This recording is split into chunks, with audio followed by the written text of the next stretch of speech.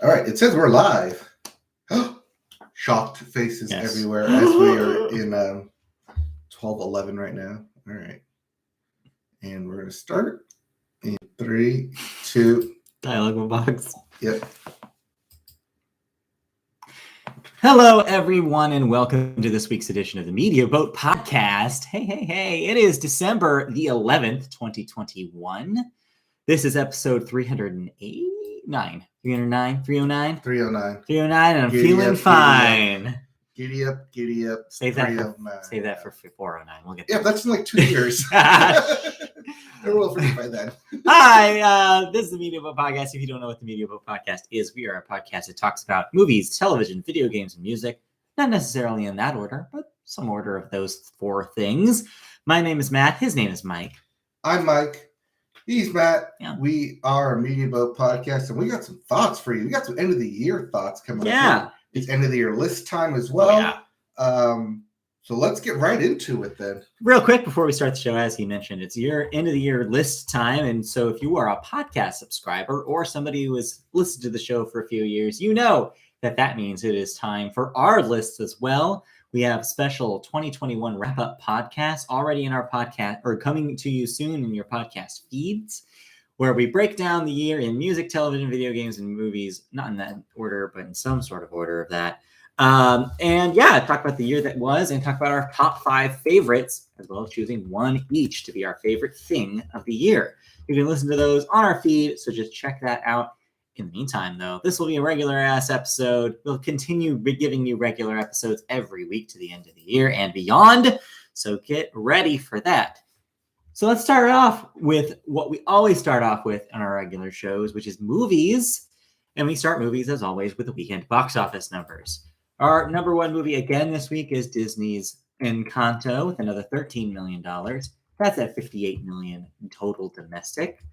Crawling through the season here, but maybe it'll get a pickup for Christmas. I mean, that's the hope that's going to get a pickup for Christmas, is that it's at 58. Otherwise, I think people just might be waiting for streaming. I guess so. It's a weird time with Omicron, the Nomad Soul. I mean, Omicron freaking out everybody. Yes.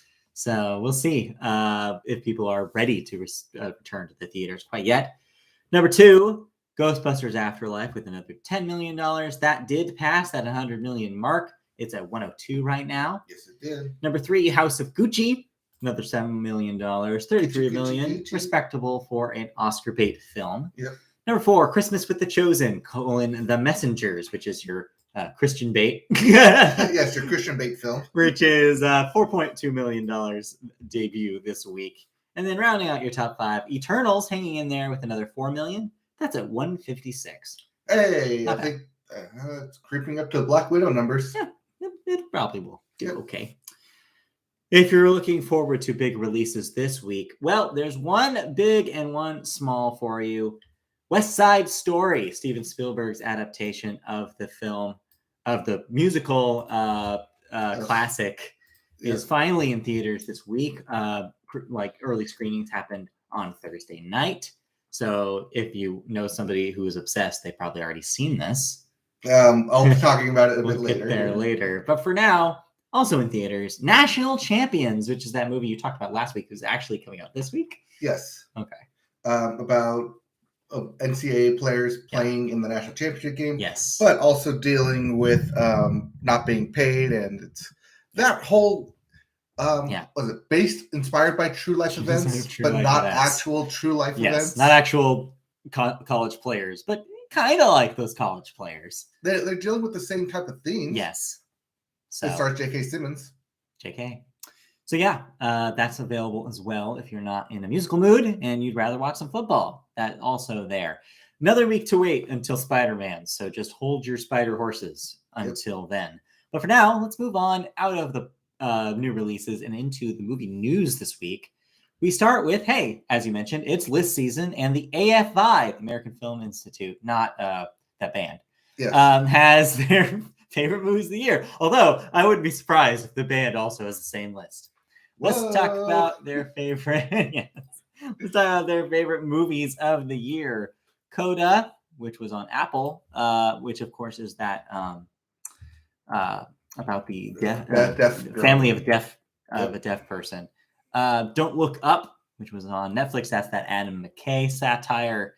Yes. Dune, of course, which is Dune. King Richard, which is the Warner Brothers movie about the father with Will Smith, the father of the Williams sisters. Licorice Pizza, the upcoming Paul Thomas Anderson film. No, not Paul Thomas Anderson. I do this every time. Paul Anderson. No, yeah, Thomas. You're right. Yeah, it's Paul Thomas. It's not Wes Anderson. Not Paul W.S. Anderson, yes. The Resident Evil guy. Yes. That's the two I always Paul Thomas Anderson. Nightmare Alley, the upcoming Guillermo del Toro film. Yep. The Power of the Dog, which you'll talk about in a moment. Tick, Tick, Boom, which we talked about a couple weeks ago. The Tragedy of Macbeth, also on Apple. West Side Story. And West Side Story. And West Side Story. Yep, which just came out this week. So yeah, a smattering of things we've either already seen or will see soon. Yep. Not going to say this is how it's going to shape our films for what we've seen for films of the year. Spoiler alert, it won't. But yeah, that's... But if you're looking for a current guide to potential Oscar buzz, that might be it. Here's where you start. The earliest hint. Well, this and the Gotham Awards, which we talked about last week.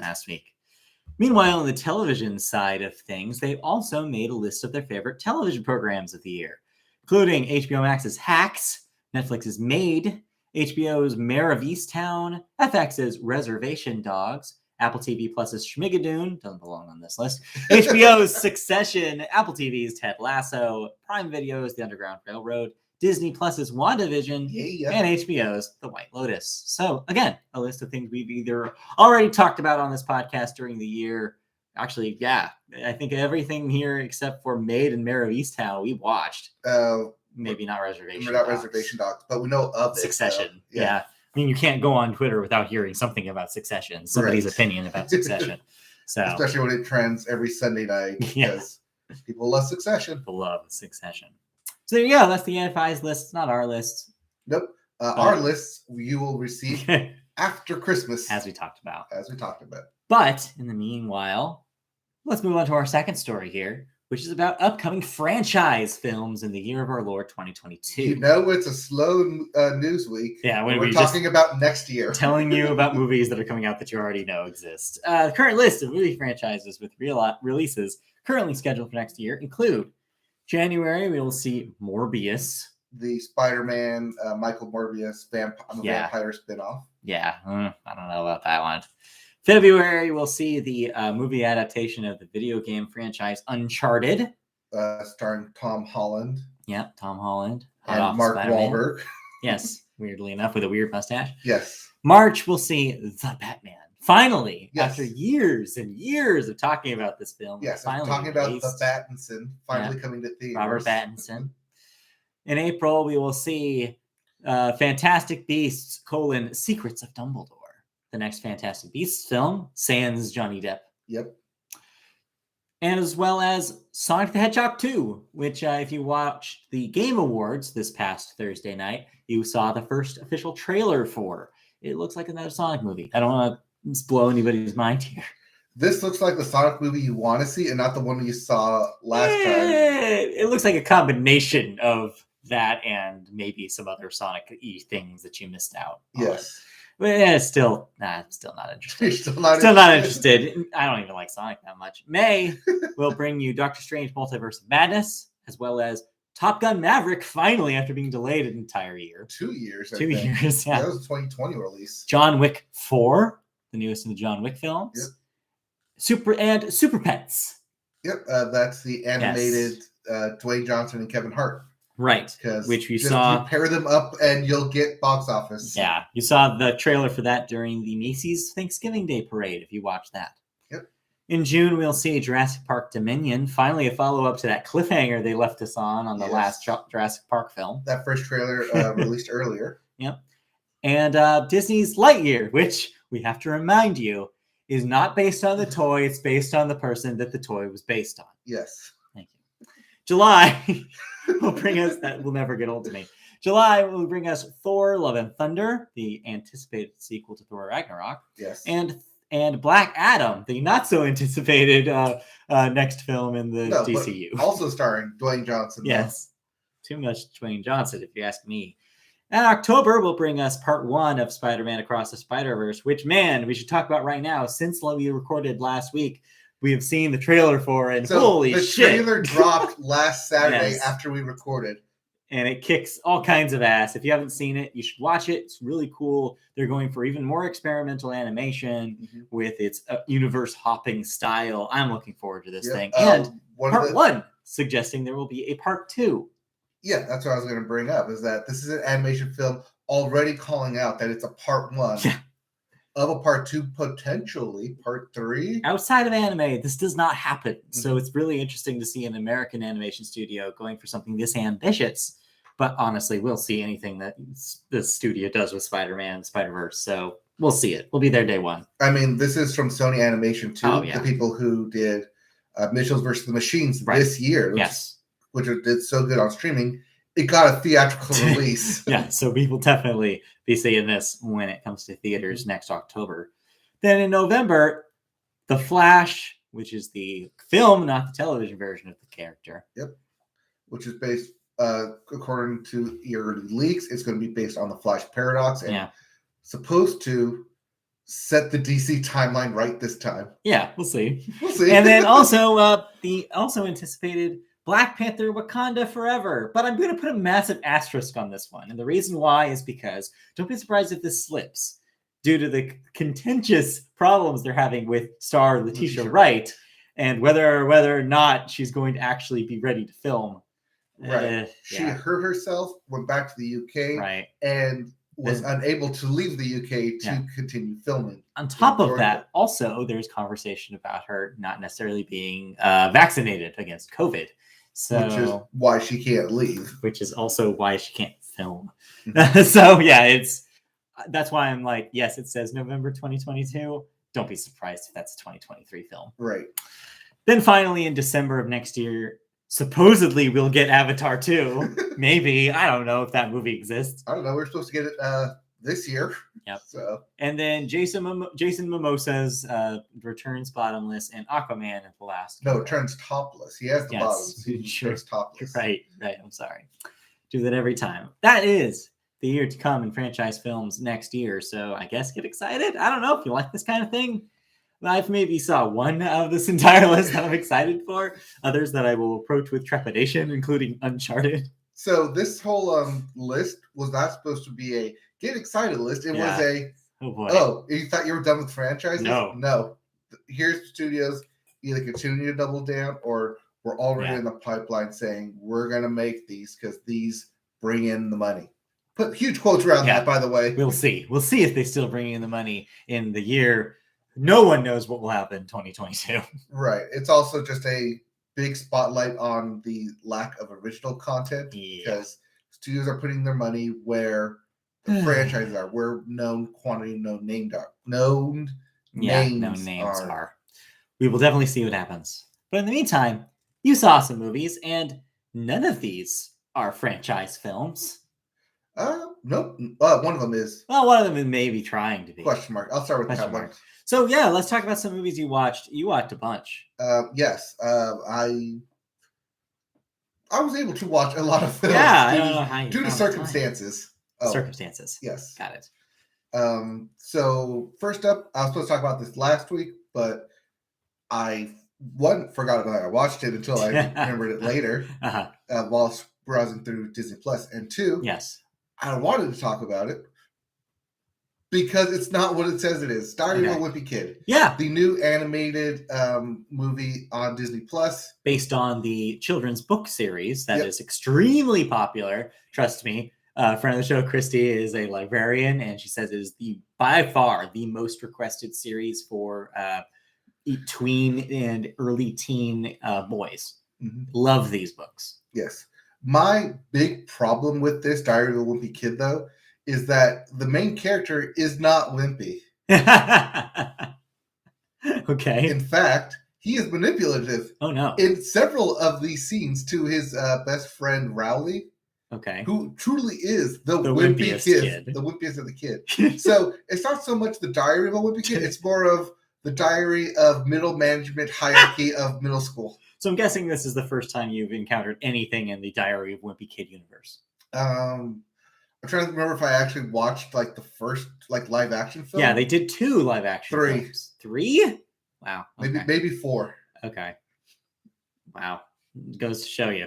Yes. But yeah, so you did not see those. You haven't read any of the books, so this is your first like experience in this universe. Well, this is a universe that I've been, well, not specifically this universe, but the universe that I've been watching across Disney Plus, which is middle school, high school, freshman.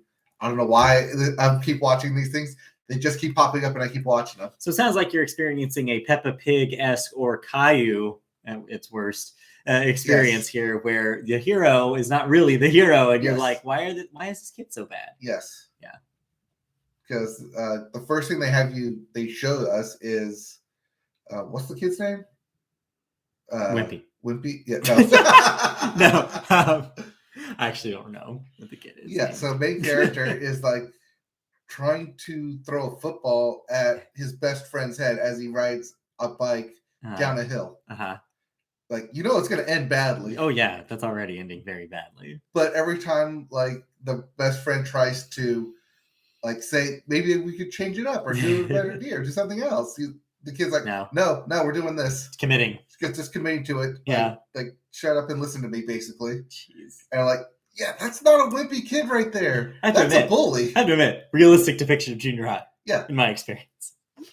Except I'm maybe the other side of that transaction. But still. Right. There is the kind of like the adage of there's always a bigger fish, there's always a bigger bully. Absolutely. Sure, I get that. Right. But when your main character, who's supposed to be a wimpy kid, starts out by basically bullying the best friend, not just in that, but like trying to like, and there's a Halloween bit in it where it's like, okay, we're gonna dress up like the best friend's like, oh, we're gonna go trick or treating and like get candy, and he's like, no, that's baby stuff. We're not doing that. Slap. Oh no! I was like, oh, like you're not supposed to do that. You're supposed to like be best friends on this, and it's like that transition period where you want to be an adult, right? You want to be taken as grown up and serious, but like your friends maybe, I would say, holding you back, but still stuck in kid mode, and you're in that weird phase of, do I go with like what I want to be, or do I still hold on to my childhood? Do you think this is by choice that they're showing this because they want it to be a little bit more realistic?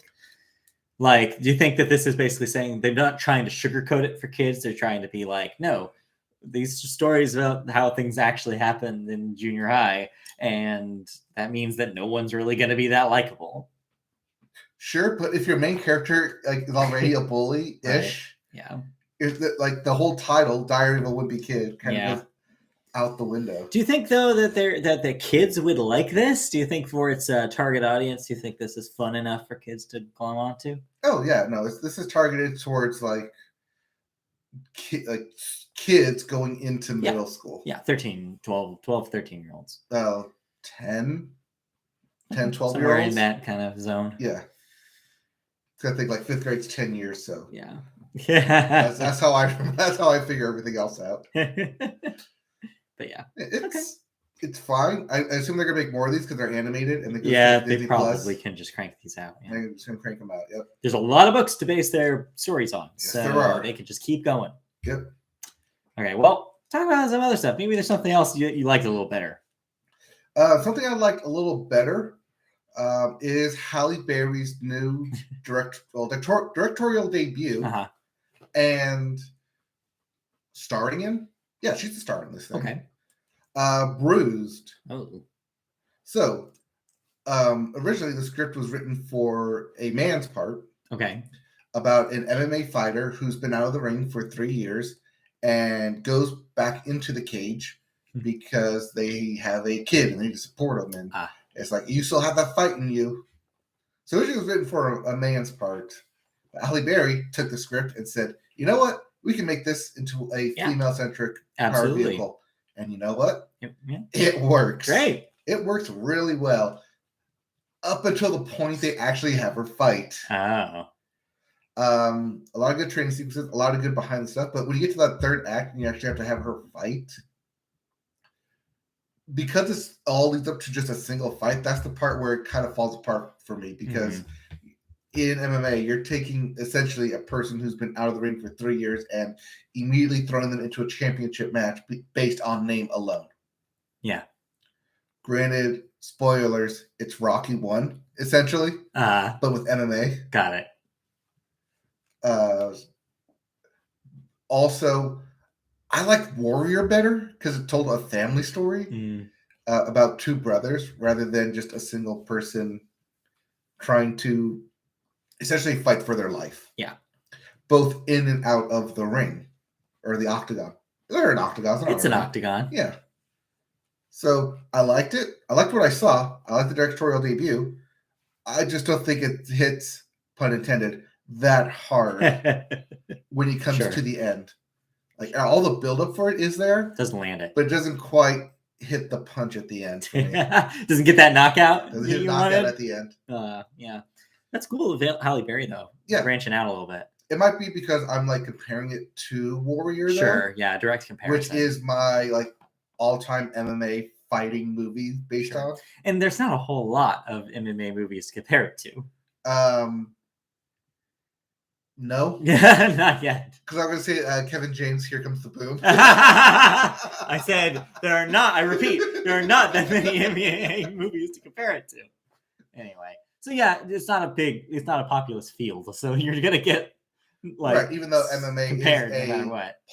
becoming like over the past 15 years of popular sport. And honestly, there should be more considering that MMA has largely taken the place of boxing to be like the fight, like the professional fighting that most people care about.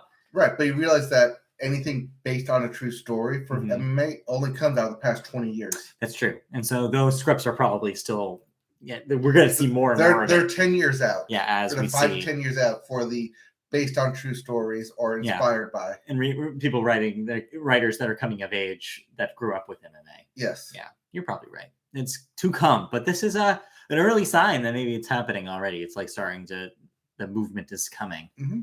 Definitely an early sign. I liked what I saw from Halle Berry's directorial debut, and I'm excited for Halle Berry to direct more. Maybe she will. Yep. On the side note of that, Halle Berry did win the People's Choice Awards Icon Award. Okay. Because she's been around for, like I said, almost 25 years now. Yeah, she's been a while. Got since like 95, 96-ish. Yeah, somewhere around which was a Bond girl. Mid to late 90s. Yeah. Yeah, that's funny. Think back. Like, Halle Berry was at once a Bond girl. Oh, yeah. And then, comic books and Catwoman. We can forget about that. Don't dredge that out. Don't dredge that out. Please move on. Please move on. Please move on. Okay, we'll end it with Oscar-winning Halle Berry. Academy Award winner Halle Berry. Yes. We're not talking about that movie. Anyways, saw that in the theater. Can you believe that? Saw that in a theater. Halle Berry? In Catwoman, I saw that in the theater. I don't know why I did that to myself. And I'm alive somehow. All right, what else did you watch? Anyways, that's available on Netflix. It's good. Cool. Okay. It's not gonna blow you away, but it's like a good, solid film. All right. Yeah. Now, the next one I talk about, also on Netflix. Right. May or may not actually blow you away. Because I am still divided on whether I actually liked this film or not. Okay. So there's a film that keeps coming up over and over again. Yes. It's called The Power of the Dog. Yeah. How powerful is this dog? Starring Benedict Cumberbatch. Right. And I am stuck on whether this is actually a good film or not. Okay. Because it's a Western. Uh-huh. Well, okay, it said like 1920s-ish in Montana. It's a cross between Brokeback Mountain and Call Me By Your Name. Okay. Where it talks about cowboy and masculinity and what it means to be the man, the rancher, the cowboy, the head of the group, but while also dealing with your own inner demons of, well, I like guys, and that's not manly enough, even though I spend all my time around guys. Right. Yes. And I go and jump in the stream naked with the guys. Yeah, with the guys. And we're all a bunch of guys. Just dudes broing out. We're just dudes broing out, but not like that. And I can't tell anyone that because that's not seen as manly. Yeah, right. So Benedict Cumberbatch and his brother Jesse Plemons, which look nothing alike, by the way. Yeah, they're nowhere like. No one looks like Benedict Cumberbatch, though. That's the problem, I think, is that he's such a weird looking dude. Yeah, but to pair him with Jesse Plemons, who say you guys are brothers. Nope. I don't buy that too. Nope. I don't buy that. No. 2, Kirsten Dunst is in this thing. Yeah. And she plays the innkeeper with her, who has a son with her, widowed innkeeper. And Benedict Cumberbatch, because he's a man of masculinity,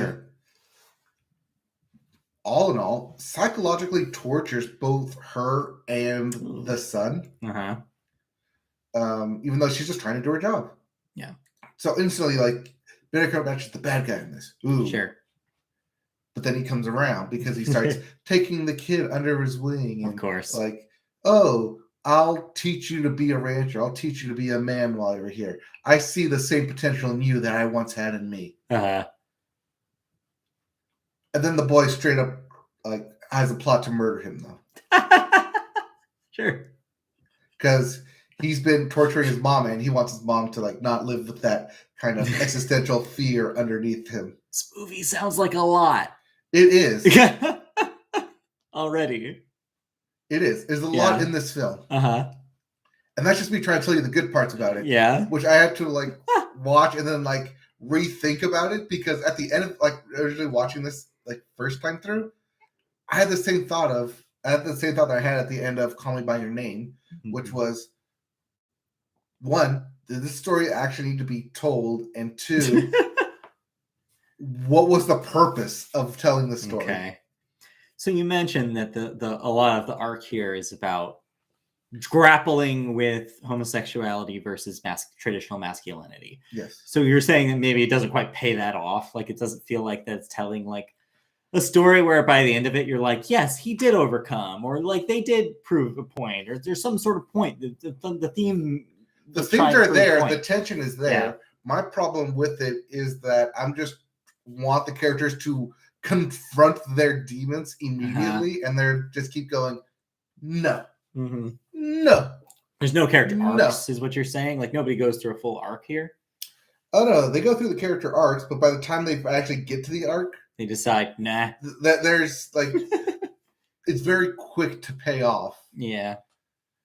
It's, I'm struggling with if I even like this thing. It almost sounds like it bites off maybe a little too much more than it can chew, and it's like, and it takes so much time running through all the things it wants to address. 2.5 hours. By the time you get to the last 20, you're saying that they kind of don't know how to wrap it up.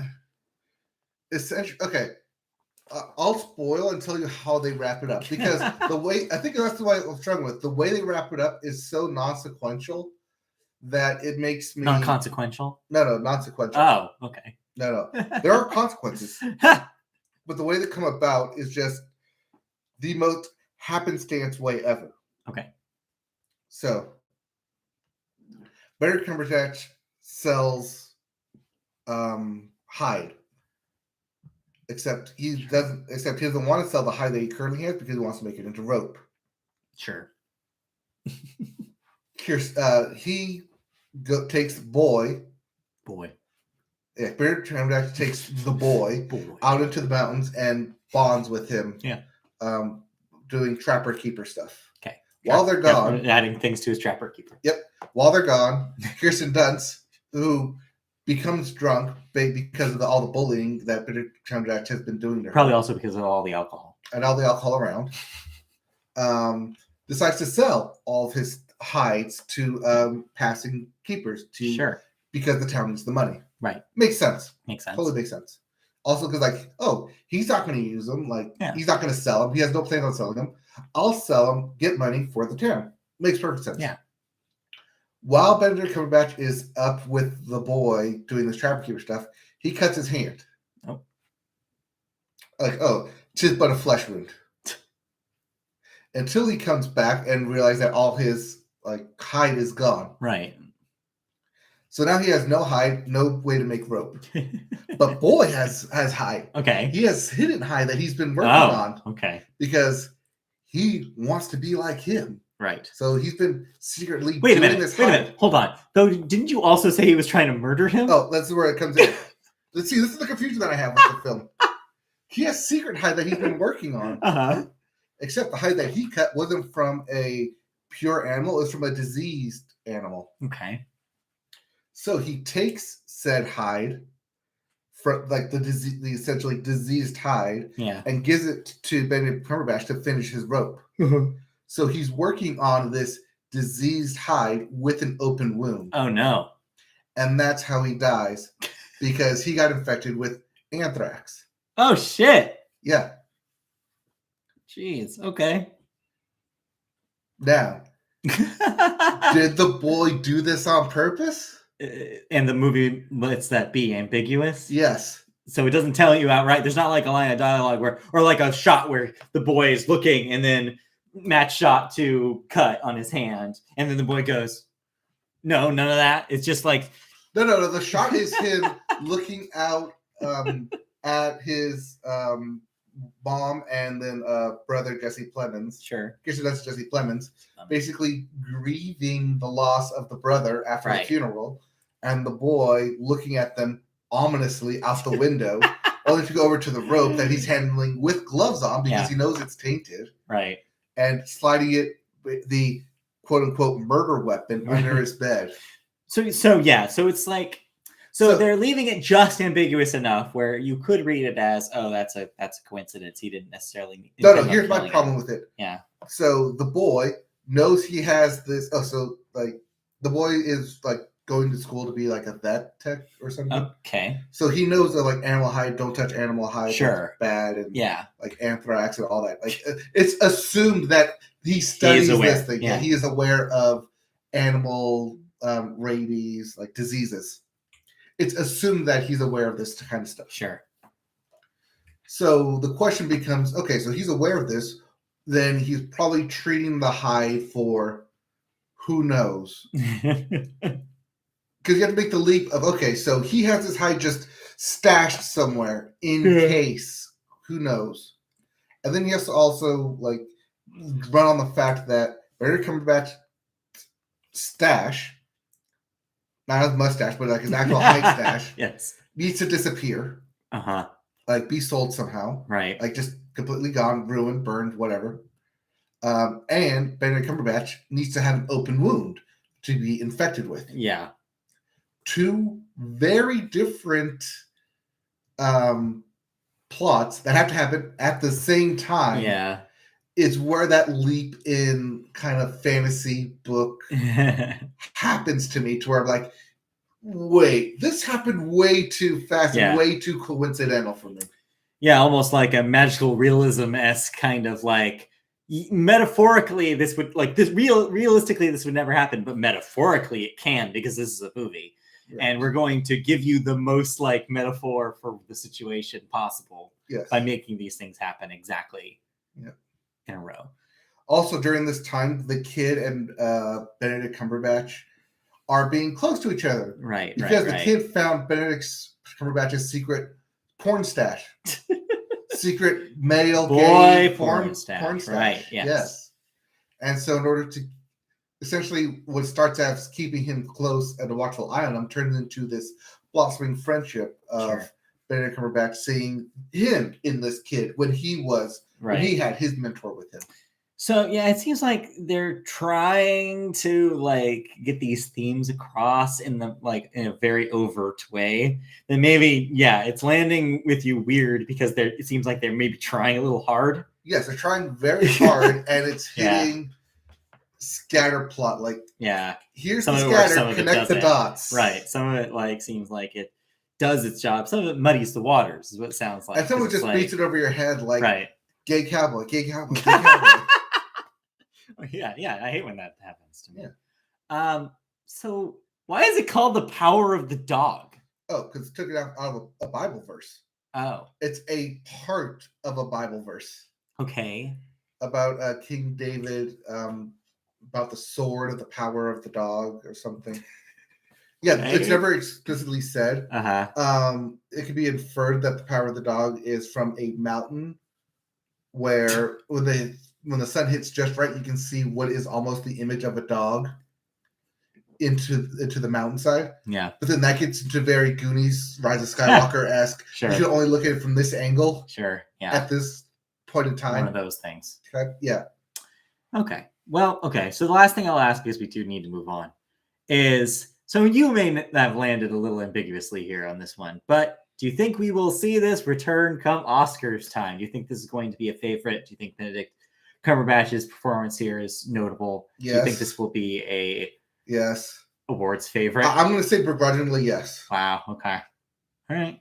Like I said, same thing with Call Me By Your Name. Yeah. I also landed very weirdly on that ended up being an Oscar favorite. You're right. So I guess we'll hear more about The Power of the Dog, whether you like to hear about it or not. But if you're looking for a Christmas movie, okay, maybe. Yeah, take A Christmas Story, but make it modern. And by modern, I mean set it in the 80s. That's not modern, but okay, sure. We're talking about 8-Bit Christmas. Yeah, so I saw this trailer, and I was like, "Kids wanting Nintendo." This looks like not something I want to watch. Well, I watched it. Yeah, how's that? Neil Patrick Harris narrates and stars in, because he's actually in this. Yeah. The telling of 1986, 7 something. 85, 86. I believe it's important that it's 1985 because it's a dork moment here. Because it has to be, because that was the first year that the NES was available limited release, which is the entire plot of this movie. Right. Well, 1985. I think it's 86 the year after. Because one of the kids already has an NES. Oh, okay. Okay, maybe it is 86. Because everyone already has an NES. Or one of the kids that has an NES. And kids come over and play with it. And the kids are band together like, wait, why don't we just get our own NES? All right, they're playing loose with the timeline. Anyways. Very loose with the timeline. Anyways. Okay, fair enough. So, yes, they're trying to get a Nintendo Entertainment System. Yes. Cue basically every Christmas Story cliche. Sure. Of kids doing their darndest to try and get their hands on an NES system for Christmas. Because God knows their parents aren't going to let get it for them. Even though you ask for them real nicely. Yep. So this is kids taking Christmas into their own hands. Mm-hmm. And watch this show. It's like, wait, that's just a ripoff of this part from A Christmas Story. That's just this homage from this part of A Christmas Story. Yeah. That's the homage to this part from this other, like from Jingle All the Way. Yeah, I was going to say Jingle All the Way because that's the first thing that comes to mind when you think of shopping-centric Christmas movies. Yep. Does it work? It works if you've never seen the other ones. But if you're constantly thinking about the references, it's a little too referential. Yes, if you're constantly about the references, it's a little too referential. Yeah. There's a couple of fake outs if you're thinking about the old ones. Okay. Which, if you're not, then it's just, why is this a fake out here? How much are they trying to get the audience that cares about Nintendo? How much of that is in this? Heavy. Okay. Heavy. To the point where they bring out the Nintendo Power Glove. Oh, wow. It's so bad. Yes. Like I said, it's A Christmas Story for a new generation. Give this 15 years. And maybe somebody will care. And maybe like 10, 15 years when kids grow up. Yeah. And like, but then again, grandpa's ancient history at that point, right? Yeah. So I guess I'm confused about who this is for. It's a modern Christmas classic that may take a couple years to become a Christmas classic. It's weird though, because, so you're writing a movie that's ostensibly for families about something that their parents would be nostalgic for at this point. Yes. But that's a big maybe. Yes. Because even parents of young kids now are getting away from 80s childhoods. Right. We're into like 90s and 2000s childhoods. So I'm like, now I'm thinking like, this is a weird, like this should have come out 5 years ago. No, 10 years ago. Should have come out 10 years ago to hit really that nostalgia bubble. Yeah. So I'm like, I'm just confused about like, was this just sitting on a shelf for years?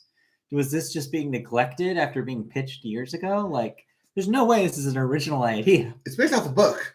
Oh, is it? Yeah. Okay. Weird. So depending when the book was. Yeah, when that was published. That was 2011, I believe it. But like, it Yeah. just seems like a weird time for this. But okay. But it does well enough, you're saying, that if you're not overly thinking too much about the homage happening throughout, then at least it's enough fun that you'd be like, yeah, some people might like this. Yeah. Okay.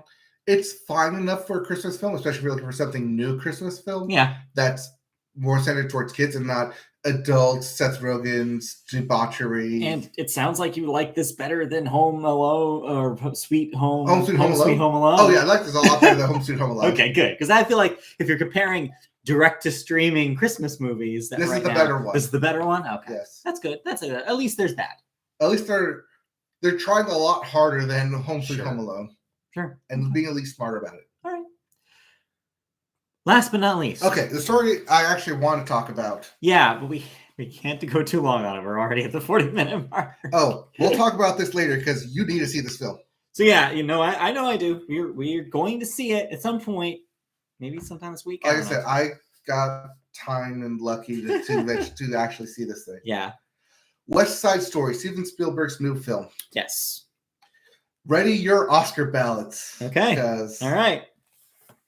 Here they come. Here are the awards. Yeah. I know this is a passion project for Steven Spielberg. Sure. For some time now. He beautifully blends old classic cinema with new style and storytelling. All right.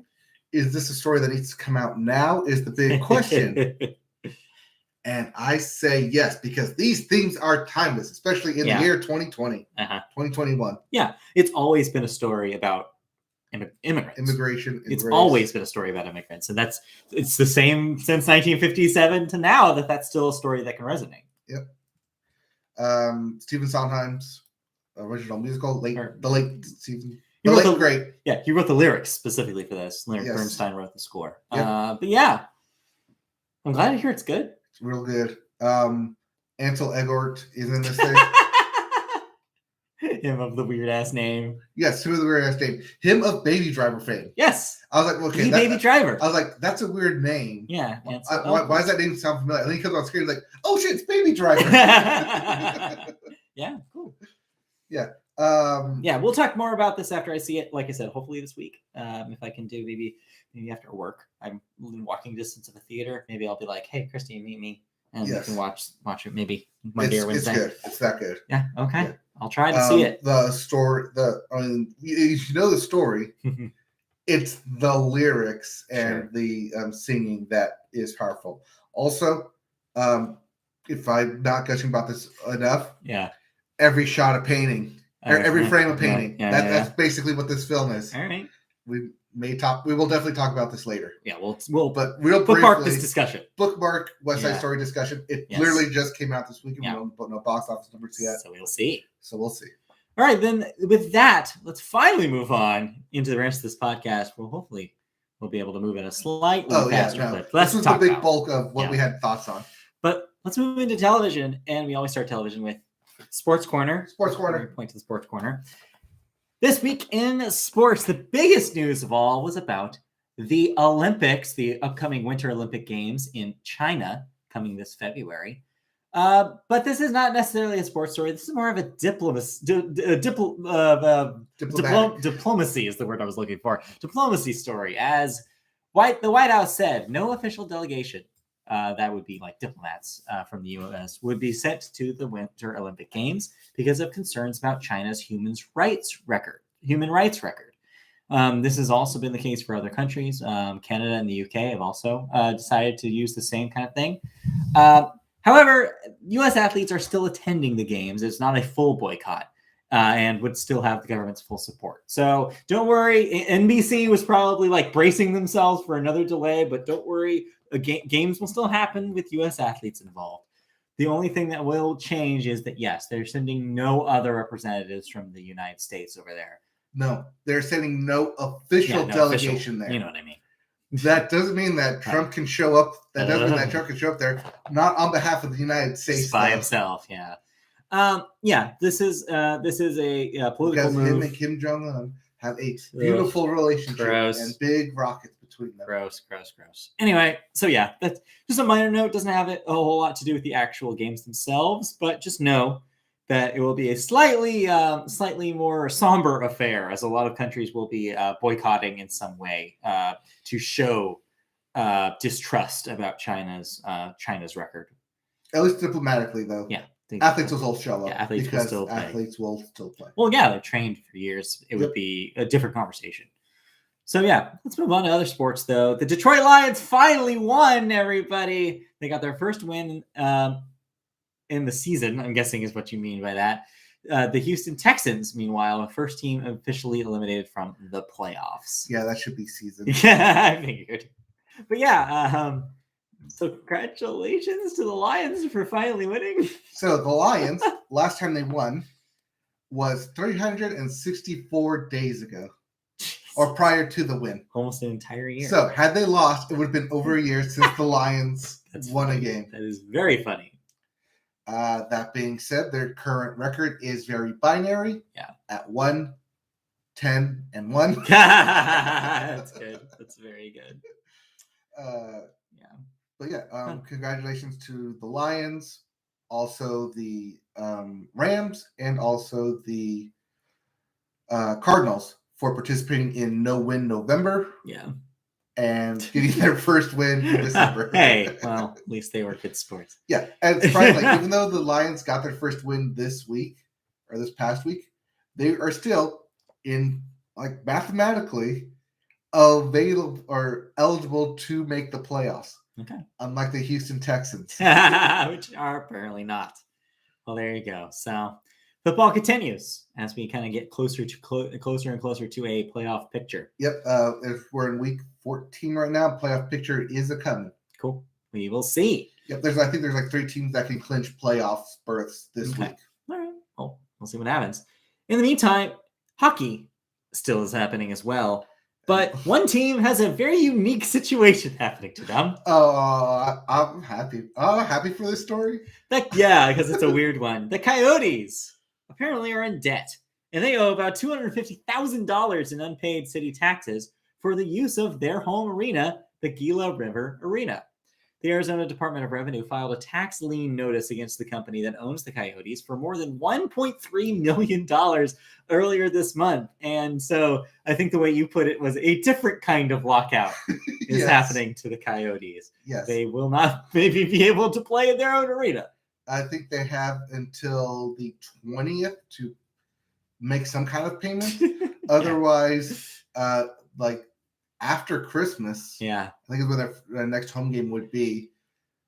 They don't have an arena to play at. So unless they can get enough money to do that, they're going to really call it close here. So we'll see. Yes, this also compounds on the rumors that the Coyotes are moving to Houston. Oh, okay. So that's where they're defaulting here, because they're not going to pay on a place they're not going to stay at for next year. Yeah, that might be what the case is, but we'll see. Mm-hmm. Meanwhile, in college football, the playoff picture is set in that area. Alabama versus Cincinnati and Georgia versus Michigan are your matchups. One of these teams is undefeated, and it's not the first place team. Believe it or not. Believe it or not, Cincinnati is the only undefeated team here. This also does mean that should Alabama win and Georgia win, we will have the third time Alabama plays Georgia this year. Jesus. It's a lot. It's a lot of that matchup. Yep. Also compounds on the college football playoffs becoming SEC Bowl 2. Right. And the reason the wanting of the expansion of the playoffs. Yes, so that doesn't keep happening. Probably will put a little bit more fire under that to make that happen. And then last but not least in sports this week, Simone Biles, after a bumpy but ultimately successful year in the Olympics last summer, was named Time Magazine's Athlete of the Year. I would bet that this is not only because of her athletic accomplishments, but also because of the story about her grappling with her mental health and making that prominent in Olympic coverage back in the summer. Yep. Not only is she the most decorated gymnast of our time, but also, like you said, the mental health thing. Yeah, and moving that narrative forward and proving that even the the most talented athlete on the planet, arguably one of them for sure. Yep. In that conversation for sure, deals with that day in and day out, and sometimes just cannot perform because of it. And we should respect that, understand that, and understand mental health is a big deal for everyone, even if you do have multiple gold medals. Yep. And we actually will talk about her during our end of the year wrap up. Oh, we will. She does come up. It's true, she does. But in the meantime, anything else in sports before we move on? Yes, but not enough for us to cover. Fair enough. All right, let's move right on then in that case to television news. And our first story, something that's been rumbling over the last few weeks / months, but we have not talked about here on the podcast. So there were rumblings last month about this happening. Yeah. The previous week we're talking about Chris Cuomo at CNN. Right. He got suspended last week. Mm-hmm. We didn't cover it last week because there's still stuff coming out. Yes. And we didn't get an actual definitive resolution until after we recorded last Saturday. So yes, in case you need the context for this, Chris Cuomo has been out at CNN after some conversation about the lengths that he's gone to help out his brother Andrew, who was, of course, being accused of sexual harassment. So this is a crossover political story for you this week. So here's what we know now. Last Monday, new documents released by the Office of the New York Attorney General revealed that Chris Cuomo went to greater lengths than he previously disclosed while advising his brother Andrew while he was being accused of sexual harassment. The documents showed that the host used his contacts as a journalist to attempt to learn information about the accusers. Chris Cuomo was fired by CNN last Saturday following an investigation into the extent of his aid to his brother Andrew, but is now facing a new accusation of sexual misconduct himself. A CNN rep acknowledged that the new accusation might have played a role in the network's decision to expedite Cuomo's ouster. Quote, based on the report we received regarding Chris's conduct with his brother's defense, we had cause to terminate, a rep said. When new allegations came to us this week, we took them seriously and saw no reason to delay taking immediate action, end quote. This is not the first time that Chris Cuomo has faced an accusation of sexual misconduct. In September, Shelley Ross, who was a top producer at ABC News in the 2000s when Cuomo was employed by that network, accused the anchor of inappropriately touching her at a 2005 office holiday party. Cuomo admitted the encounter, repeated an apology to Ross, but insisted the incident was, quote, not sexual in nature, unquote. So, that's some hot water. He's out at CNN, no longer has a job. But man, if this goes deeper, he could potentially see some time himself. Yes, these are two different stories. Right. Chris Cuomo was using his contacts as a journalist to glean information from sources of what information was coming out and then relaying it to his brother saying, hey, like hotel maid, whatever, like the information, I have a lead on who hotel maid might be. Right. Or whatever, like the code word name they gave the contact of, the anonymous source. Yeah. And so he was leading that information to his brother to hopefully get more information of who it could be. And then his brother to more or less apply pressure for that person to not come forward. Yeah. Already bad news. Yes. But then on top of that, now you have his own accusations of sexual harassment in the workplace. Right. So with that, last Saturday was his final night on, I think it was Cuomo Tonight, whatever his show was. But yeah, he's done at CNN. Yeah, I mean, it was a long time coming. I mean, all of this stuff is pretty heinous on top of the fact that, it's just, you don't, even if though he's his brother, that's taking advantage of somebody with connections. It's a power advantage right there. Yeah, it is. And it's just gross. All this is gross. I'm glad that he's out the network. It's just embarrassing. It's embarrassing. The whole family is now just embarrassing. Yeah. Remember when everyone loved Andrew Cuomo? I know. Early 2020? For a hot second there. Hot second. All those Cuomo-sexuals are really probably very upset that they chose that position back then. Ooh, boy. Yep. Anyways, let's move on. Anyways, there was so much other news to cover. so much.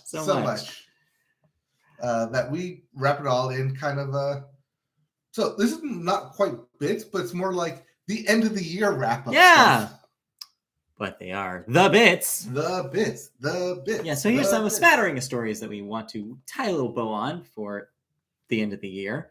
First up, if you've been following the television adaptation of The Last of Us, we finally had some casting news for you. Nick Offerman has been cast as Bill in the upcoming HBO series. Yep, Bill, with his pages stuck together. Yes, if you've played the first Last of Us game, you'll recognize that. I think this is pretty good casting. Yeah. I think he'll do a pretty good job in that role. He's a woods mountain man. Yeah, fits. Grow his beard again. I'm still unsure if I want to watch the Last of Us series, especially if it recounts the plot of the first game. You're right. Oh boy, that first episode's going to be a doozy. If they do it in the same way that they did the game. Yeah. Next story, Josh Duggar, who is from 19 Kids and Counting, had a reality show, has been convicted of child pornography. Ooh, yikes. Yep. But he wasn't the only one going to jail. No, because we also have follow-up to the Jesse Smollett case, which has been, we reported a year and a half ago at this point. Something like that, yeah. Something like that. He has finally been convicted of when he lied about being attacked in a hate crime. It was a story he fabricated to get press, ended up being found out, and now he's finally been convicted for it. Yep. He was charged on 7 of 8 accounts. Also goes to show that nothing stays secret forever. Yeah. So all you conspiracy theorists out there who think that they just don't have the information of this coming out. This was a year and a half ago. Yeah. Stuff comes out pretty easily. Yeah. When pressed. It's ridiculous. So, yeah, we'll see what happens with him.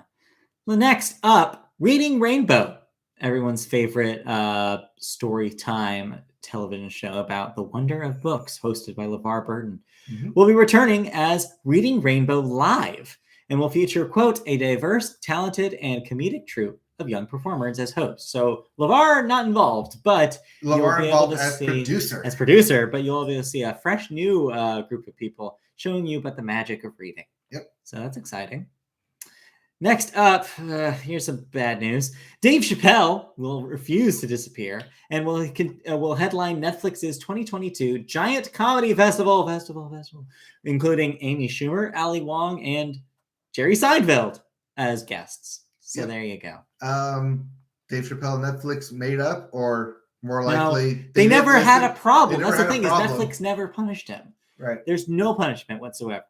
And it's just ridiculous. Let's move on before I get angry. Okay. Paramount Plus has expanded their service by launching 18 linear-themed channels, including 24-hour streams of Star Trek, SpongeBob, and Paw Patrol. This, of course, is a tactic Peacock had at launch, as well as something Pluto TV does, as well as Vivo and what's the Roku one? Roku TV. Yep. So yeah, a lot of networks are playing with this format. This is just another example of that. Just constant streams of their shows.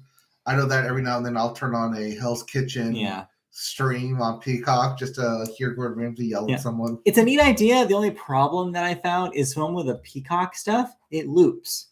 So if you're watching it the same time the next day, you'll see the exact same clip. Yep. And I hope that that's not the case for this. I want a truly random randomizer if I was in charge. But if you do the same loop the same every day, you're gonna run into seeing the same thing over and over again. That's not fun. Right. And especially with SpongeBob, there's hundreds. There's a lot of episodes of SpongeBob. Potentially a lot of programming for that channel. So, right. Yeah. Put an RNG on it. If it works, it works. But if it's the same old, it's not as fun. That might be good for parents who are looking to pop their kids in front of Paw Patrol. Yeah, maybe. Speaking of same old, Jeopardy decided to keep on keeping on as they have changed their plans for hosts this season.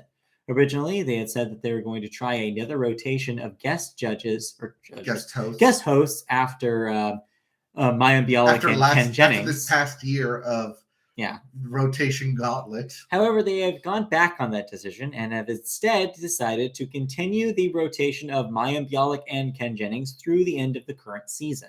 So that means up until the summer, at least, we will see Maya and Ken continue to pass the torch between themselves, which, as I mentioned to you in a text message, this has to be just a lineup to giving one of them the job. Oh yeah, because there's no way.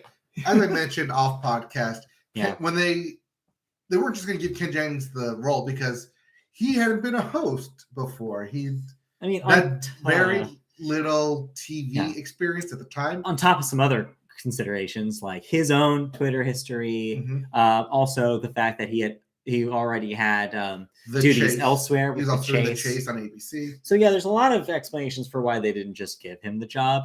I think though this hopefully is just a line to him taking the job full time, because I just don't see them doing this in the next season coming back with guest hosts again, or picking someone out of random. Picking someone that is neither of these two.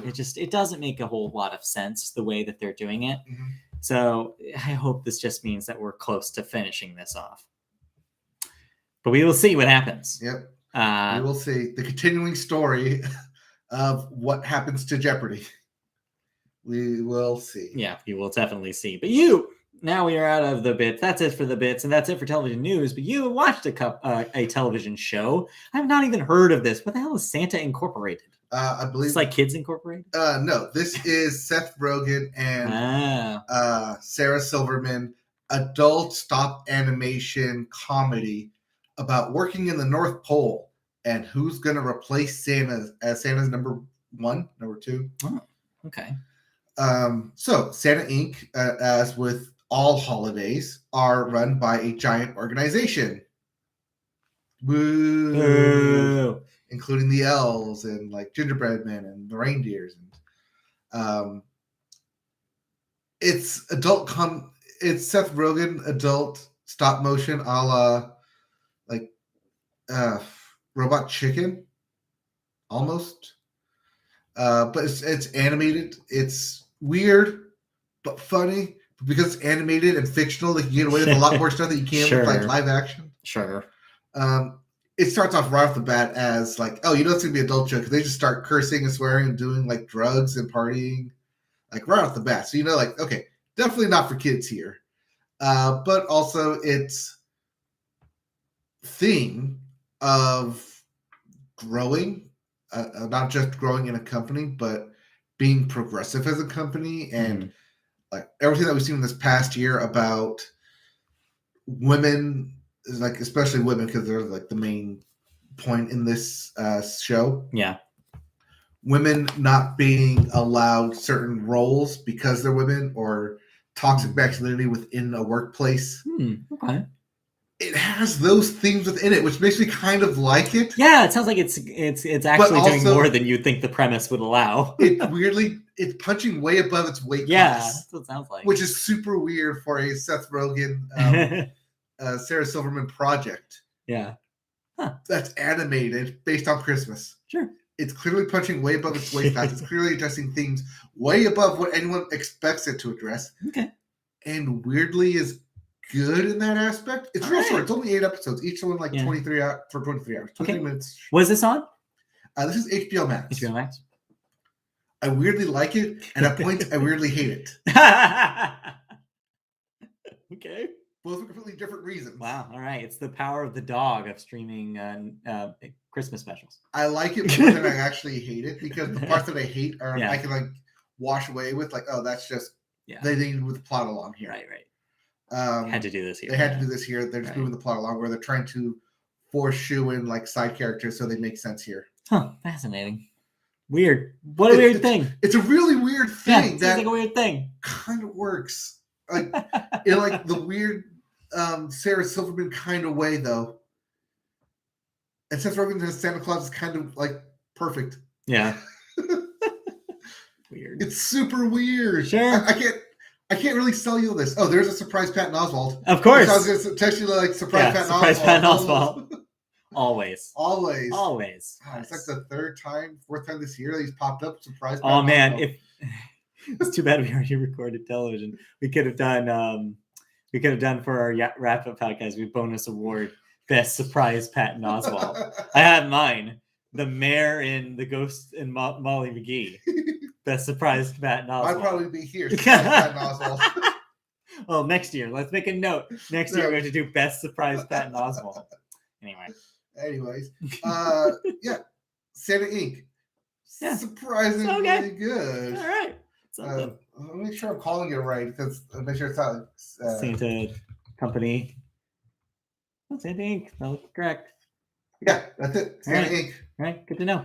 All right, let's move on after that. Any other television thoughts before we move on?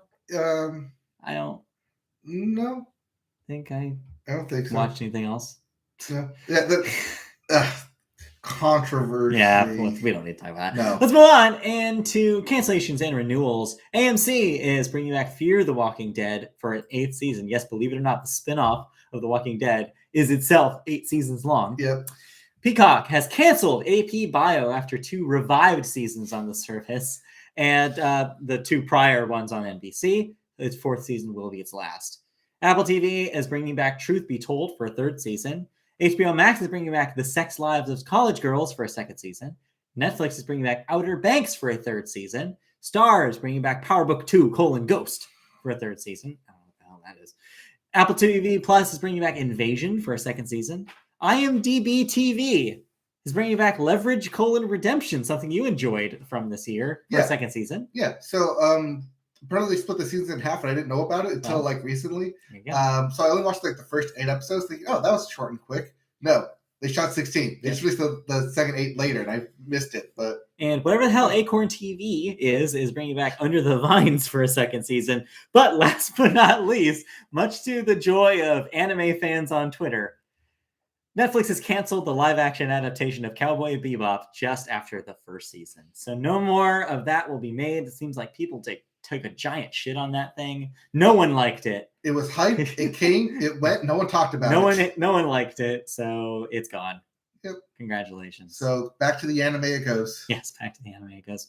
All right. Throw it on the pile of Netflix's anime live adaptations that didn't work. But in a weird piece of coincidence, our first death actually segues perfectly, because we're talking about Keiko Nobumoto, age 57, who was a Japanese screenwriter who happened to write most of the original anime of Cowboy Bebop, including other animes, including Wolf's Rain and Tokyo Godfathers. It's a real young age. This seems to happen a lot in people in the anime industry. A lot of young deaths because of just overworking, just hard lives. Yep. So yeah, that's a sad one for sure. But not the youngest one on the list. No, because that would go to Demaryius Thomas, age 33. And if that name sounds familiar, he was a football player for the Denver Broncos, helped them win a Super Bowl back in 2016. Yep. Helped Peyton Manning win his 2nd Super Bowl ring. Yes. He was a beast. He also helped the Broncos break their long streak of playoff victory or winless playoff games, beating the Steelers. So when this news came out on Thursday, you had videos of Steelers losing twice. Right. Not only in real life, but also in this play, on the last play. Yeah. Demaryius Thomas, fantasy legend, will be missed. He retired 6 months ago. Yeah. So I think the early word was seizure on his death at 33. Do you think that maybe the early retirement, or I guess not early, but the retirement was maybe anticipating something like this might happen? Maybe. 33 is really young. I mean, that is about average for a football player, though. Yeah, for retirement, yeah. Right, because that's 12 years in the league. Right. That's over a decade. Yeah. So yeah. Still, very sad. We move on to Bob Dole, age 98, of course, politician, U.S. House of Representatives and Senate, but also, most notably, the guy who ran against Bill Clinton in his re-election campaign in 1996. Bob Dole. Yes, often made fun of as by saying his own name in third person. It's interesting to see that Norm Macdonald, who played him on SNL for years, died just a month or so before Bob Dole himself died. But 98, long life. Long life. Then last but not least, Michael Nesmith, age 78. Of course, a monkey of the Monkees. One of the Monkees. Yes. The drummer, I believe? I don't remember. But he was a monkey. Ask your, I guess now, grandparents about it. I would say my mom, because my mom was a huge was big on the Monkees. I bet she's pretty sad about this. Anyway, those are your deaths. So let's move on to the second half of the show. And we'll start music with the Billboard. And it's that time of the year. We start the Billboard with the Hot 100. It's that time of the year, baby. Not yet. No, it's happening. Because number 1 is still Easy on Me by Adele. Sure. And number 2 is Stay by the Kid Laroi and Justin Bieber. However, your 3, 4, and 5, it's that time of year again. Yes. Prepare for house music. And by house music, I mean Christmas house music. Christmas house music, and also songs that have bought many, many houses by now. Gingerbread house music. Gingerbread house music. Including currently number 3. Yes. But by next week, your number 1 song. Yes. All I Want for Christmas Is You by Mariah Carey. Currently number 3. Expected to be number 1 next week. At number 4, Rockin' Around the Christmas Tree by Brenda Lee. Yep. And rounding out your top 5, Jingle Bell Rock by Bobby Helms. Yep. Our favorite time of year where music songs take over the Hot 100. The holidays are hitting the Hot 100. Yes. But they're not doing it in the Billboard 200, your album chart. Well, one of them is. What's a re-release? First up, again, right back at number 1, 30 by Adele. That's back-to-back consecutive weeks. Yep. Both on top the 100 and the 200 for Adele. At number 2, Red, Taylor's version by Taylor Swift. Coming in at number 3, Christmas by Michael Bublé. Yes. At number 4, Sour by Olivia Rodrigo. Coming back up into the top 5. Yep, thanks to tour excitement, which we'll get to later. Yep. And rounding out your top 5, Certified Lover Boy by Drake. Yeah, I guess we're probably maybe a week or 2 away from the Pentatonix Christmas record coming back, as it always does. Yep. Well, because Billboard's always a week delayed. Expected next week. Yeah. As for your new releases, we actually have a couple this week. We actually have 2 new releases. Yeah. First up, Keys by Alicia Keys. Yeah, a surprise double album that she dropped out of nowhere this week. Yep. And Barn by Neil Young and Crazy Horse. Yeah, apparently their first new record since 2019, so a couple years. Yep. All right, those are the new releases. Yes. So let's get into some music news. Yeah. And we start with probably the biggest and strangest news. Not too strange when you consider that he's good friends with The Weeknd. Yeah.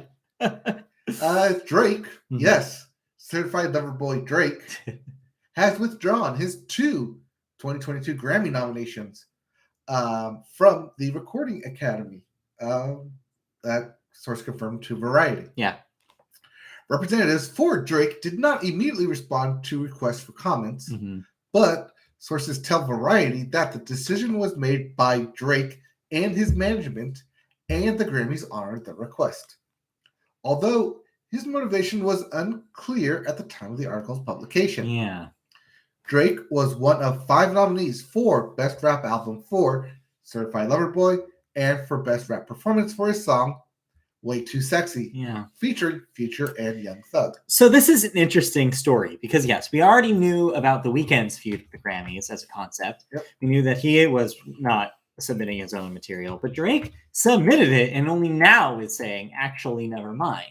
It's a weird move, and without Drake explaining why, it's even weirder. On top of the fact that now apparently he's besties with Kanye again. It's just been a weird year for Drake. And this is the way he's capping it off by refusing to win a Grammy. This was probably going to win both of these categories. Yeah. And it's amazing that now they're not even going to be nominated. So this, I'm sure everybody else in these categories is thrilled because this means that you will have a 4 nominee Best Rap Album year. Yep. And the Recording Academy also said that they would not bump up whoever was in 6th place. So no, it's just going to be those 4 nominees for that category. Yep. It's weird. I don't know. We may find out later why Drake's made this call, but who knows? I guess he just doesn't want another Grammy. Yeah. Fair enough. Or like you said, he talked with The Weeknd. Yeah, The Weeknd convinced him. Otherwise. Yeah. Who knows what it is? Who knows? Or maybe Kanye convinced him. I don't know. Kanye, however, has not withdrawn his nominations. Anyway. Even though we talked about his controversy last week with being nominated. You would wish he would, but somehow he doesn't. Anyways, as we get to the end of the year and start looking into next year, we start looking into concerts of next year. A couple big tours got announced. Oh, God. We have to add this to her name now, right? Grammy nominated Olivia Rodrigo has announced tour dates for 2022 Sour Tour. Which is in support of her Grammy nominated double platinum certified album Sour. Which will be kicking off April 2nd in San Francisco, and the tour will visit more than 40 major cities across North America and Europe, including 2 night runs at Radio City Music Hall in New York, and capping it off in LA's Greek Theater before moving overseas to a European tour, where it will wrap up with a 2-night event at Eventum Apollo in London in July. We tried to get tickets to one of the Greek shows and did not come up with anything. So we lost. Yes. But did you see that she was also doing a Santa Barbara show right before it? Right. Yeah. We're not going to that one. Okay. We tried. Yeah. We tried for the LA shows. We did not get tickets. Is my page still up here? Because I had it up here for a while. That's funny. Anyways, I had it up here too. It was like, oh, yeah. But when I looked it up, I was like a day late to sign up to be like part of the fan club to get the early access. Too bad. But I saw I was like, oh, I should look that up. And I did. Said, oh no, you should have signed up for like her fan club by I think it was like the 9th to get access to the or like they had to sign like by the 7th to get access on the 10th. Mm-hmm. Well, so close. Too late. So close. However, there will be special guests joining her, including Gracie Abrams in the April 2nd through 23rd leg, Holly Humberstone for the 26th through May 25th leg, and Baby Queen for June 11th through July 7th. They will also be joining the tour. Baby Queen. I've never heard of any of these people. So there you go. No, I mean, I also mistakenly said Stacey Abrams instead of Gracie. Very different. Stacey Abrams will not be supporting Olivia Rodrigo. But Gracie Abrams will. Yes. Stacey Abrams may be doing her own thing by the time April comes around. Who knows? However, Olivia Rodrigo was not the only tour that was announced. As Media Boat favorite Haim announced the dates for the trio's pandemic-delayed tour in support of their Grammy-nominated 2020 album, Women in Music, Part 3. And indirectly, Alana Haim's star turn in Paul Thomas Anderson's Licorice Pizza. Yes. Being promoted by Live Nation, the band will kick off the 27-date One More Haim tour. That's right. It's cute. One More Haim tour on April 24th in Las Vegas and hit major cities across North America, including, but not limited to, Chicago, Houston, Miami, Washington, D.C., Seattle, Toronto, Philadelphia, and more. The trek sees the San Fernando Valley Sister Act playing another hometown show at the Hollywood Bowl on May 1st and headlining New York's Madison Square Garden on May 17th. And then there's Waxahachie and Princess Nokia and Faye Webster and Sasami and Buzzy Lee are all set to support on select dates. So those are your openers joining that tour. So are you going to try and fly out to Waxahachie and Haim? So no, unfortunately they happen to not be. So the backing acts at the LA show are not the ones I'd want them to be, unfortunately. Right. But still, it could be a fun tour, and I'm happy for Haim for having such a good big tour. But two really cool sounding tours. Now, I know you're planning on going to New York. Any chance these might line up? No, I don't think so, but maybe. We'll see. I don't know. Yeah, there's a lot of conversations there need to happen. Not in May. We're going to go in the fall. Okay. But yeah, sounds like fun shows. Sounds like fun shows. Get ready for, again, much like with movies, this is a look at 2022. Yes, big future vision at the end of the year with this podcast for sure. Always. Anyways, I listened to an album. Did you? Yes. I thought nothing came out last week. No, technically it's out this week. Okay. And technically it's a compilation album. It's one of our favorite bands, various artists. Oh, my favorite. Yes. It is not a mixtape, but rather Hicks tape. Oh no. That's not a volume 1. It's a volume 2. What? There's already been a Hicks tape before? Yes, 2019 saw Hicks tape volume 1 by Hardy. Who's Hardy? Now, Hardy is Tom Hardy? No.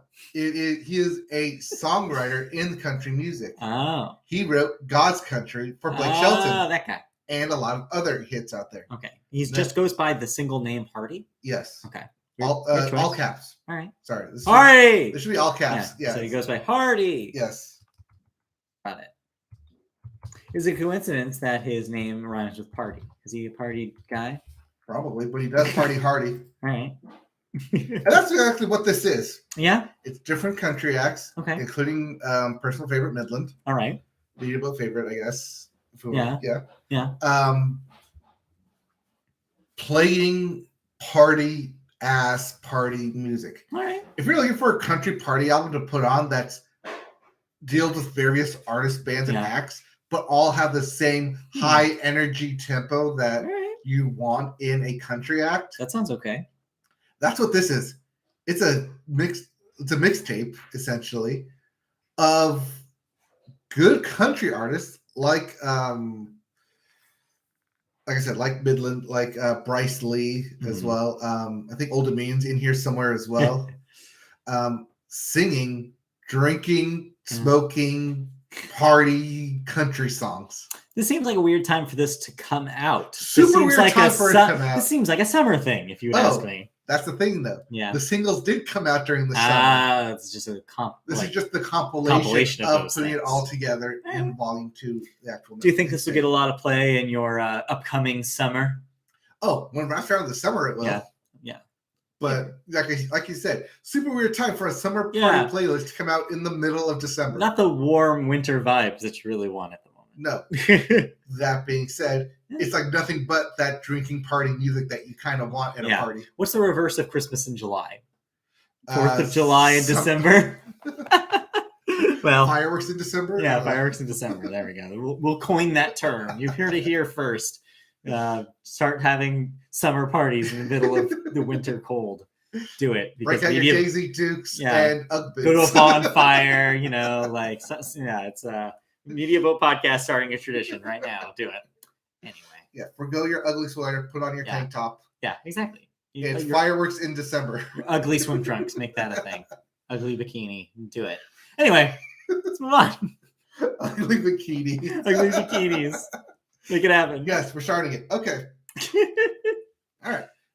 So, did you listen to anything? No, it's the doldrums of winter. Yeah, that's why I put this on here. It's the doldrums of winter. I don't know why this came out, but it did. All right. Well, let's move on then. All right, let's move on then to video games. Yeah, some quick and we start this with week. New releases, including Humongous. No.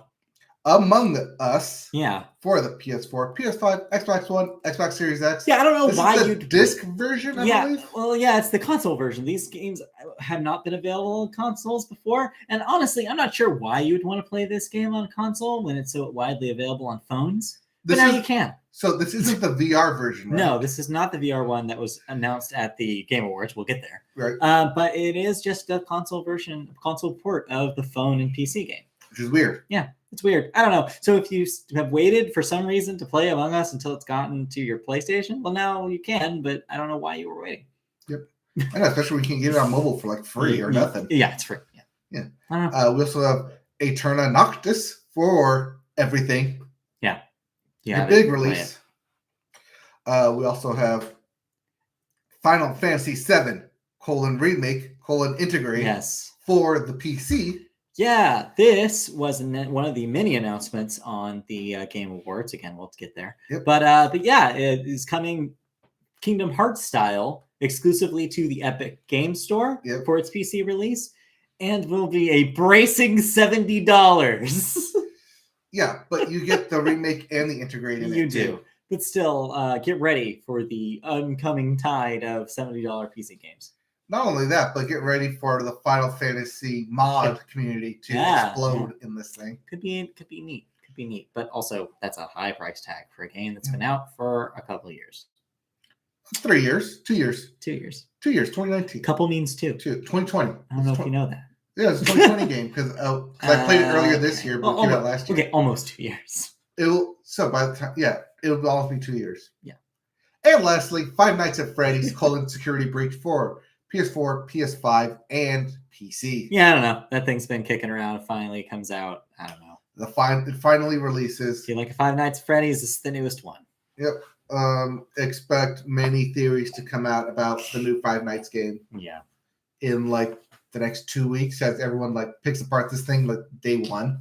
Something. Who knows? Let's get into some video game news. Yeah, we have a downer, and then we get to talk about the Game Awards. All right. So first up, the downer. Yeah. Sony has confirmed that a senior PlayStation executive has been fired after he was accused by an amateur pedophilia sting group. Ugh. George Cassioppo was senior vice president of the PlayStation Network since 2013, was allegedly caught trying to arrange sex with a decoy posing as a 15-year-old boy. Ugh. According to a video by People vs. Preds. According to the video, Cassioppo spoke with a person who said they were 15 years old on Grindr, the social networking app for gay, bi, and trans people. I find it funny that they call it a social networking app. It's a dating app. It's a dating app. Come on. Oh, hold on. Tinder, Grindr. You know what they are. They're all the same. You know what those are. Yeah. The exec is then alleged to have exchanged pictures and provided the decoy with his address in order to have sex. Gross. The exec is seen being approached outside his home in the footage wearing a PlayStation 5 shirt. It's so bad. Before closing the door on the person behind the camera, accusing him of approaching who he believed was a 15-year-old. In a statement provided to CNET, Sony confirmed that Cassioppo has been fired. Well, I'm glad the guy's as been he fired. should. Yeah, I'm glad the guy's been fired because that's real gross. And yeah, we don't need to dwell on it too long. Just be like, let's get him out of here. Let's get him out of here because that's not appropriate. It's just disgusting. Oh my God. So yeah, let's move on and not talk about that. Instead, let's talk about the biggest video game event of the week, and that we both watched somehow. Live streamed the Game Awards. Somehow. So first, we're going to talk about what was announced before we get to who actually won. The Game Awards. We're talking about. The Game Awards. So we have announcements including new trailers from Suicide Squad, Kill the Justice League. Yeah, it looks. You know what? It looked more mayhem. It looked kind of like some sort of cross between maybe a Sunset Overdrive meets Crackdown kind of vibe, where it seems like you play as. See, I'm gonna go with Saints Row, but actual superheroes. Saints Row-y, sure. Except, you play as the villains of the Suicide Squad trying to eventually beat up the Justice League. Most notably here in the trailer, the Flash, who seems to be your core villain at least so far, or at least one of the bosses. I think there's also there's also been trailers for Superman and trailers for Wonder Woman. Saving Superman to be the final boss there.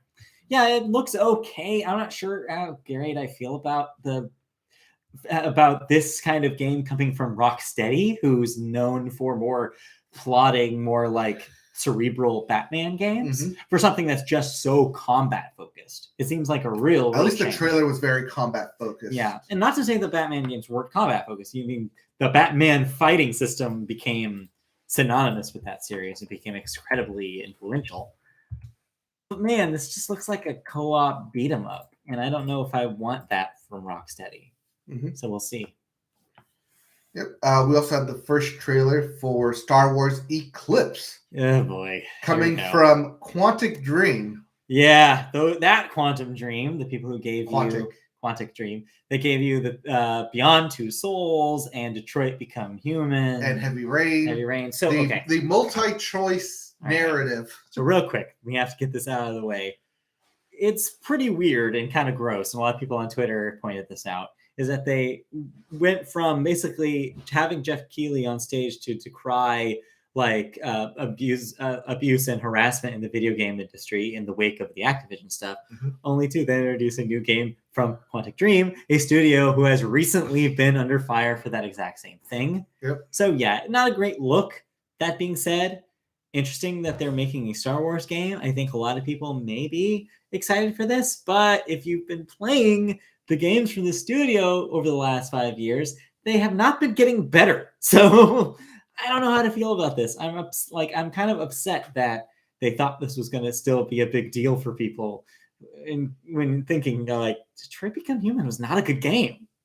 I don't know what I call it. Star Wars Become Jedi. Yeah, it's I don't know. Coruscant Become Jedi. So yeah, I don't know about this existing. It's kind of sucks, but I don't know. I think they want the multi-choice layered game. Yeah. But that's the thing about Detroit Become Human was that there's really only 3 choices you're ever given, and everything else is just how do you die? Right. Yeah. I think that if they wanted to have like a narrative-focused game in the Star Wars universe, give it to Don't Nod. Give it to Deck 9. There's other developers that can do this better. I don't know. I think this is a missed opportunity. Anyway. Yeah. But it looks good. I mean, yes, because that's the thing that studio has always been really good at is really impressive looking graphics. So at least there's that. I guess that's what they're going for. Yeah. Graphics, not story. Yeah. We also had our first look at Wonder Woman game, but it's more like a teaser. Yeah. It was actually a game footage show. But it's interesting because this is the Middle-earth Shadow of War guys, Monolith. Yep. And it also has been confirmed that it will use that series' Nemesis system. What? The thing that came out like 5-10 years ago? So get excited 2014? for Wonder Woman Nemesis system. So I have one caveat here. If you're not a fan of cinematic Wonder Woman, Gal Gadot, well, too bad she's in this. Oh, is she voicing it? Yeah. She was in the trailer too.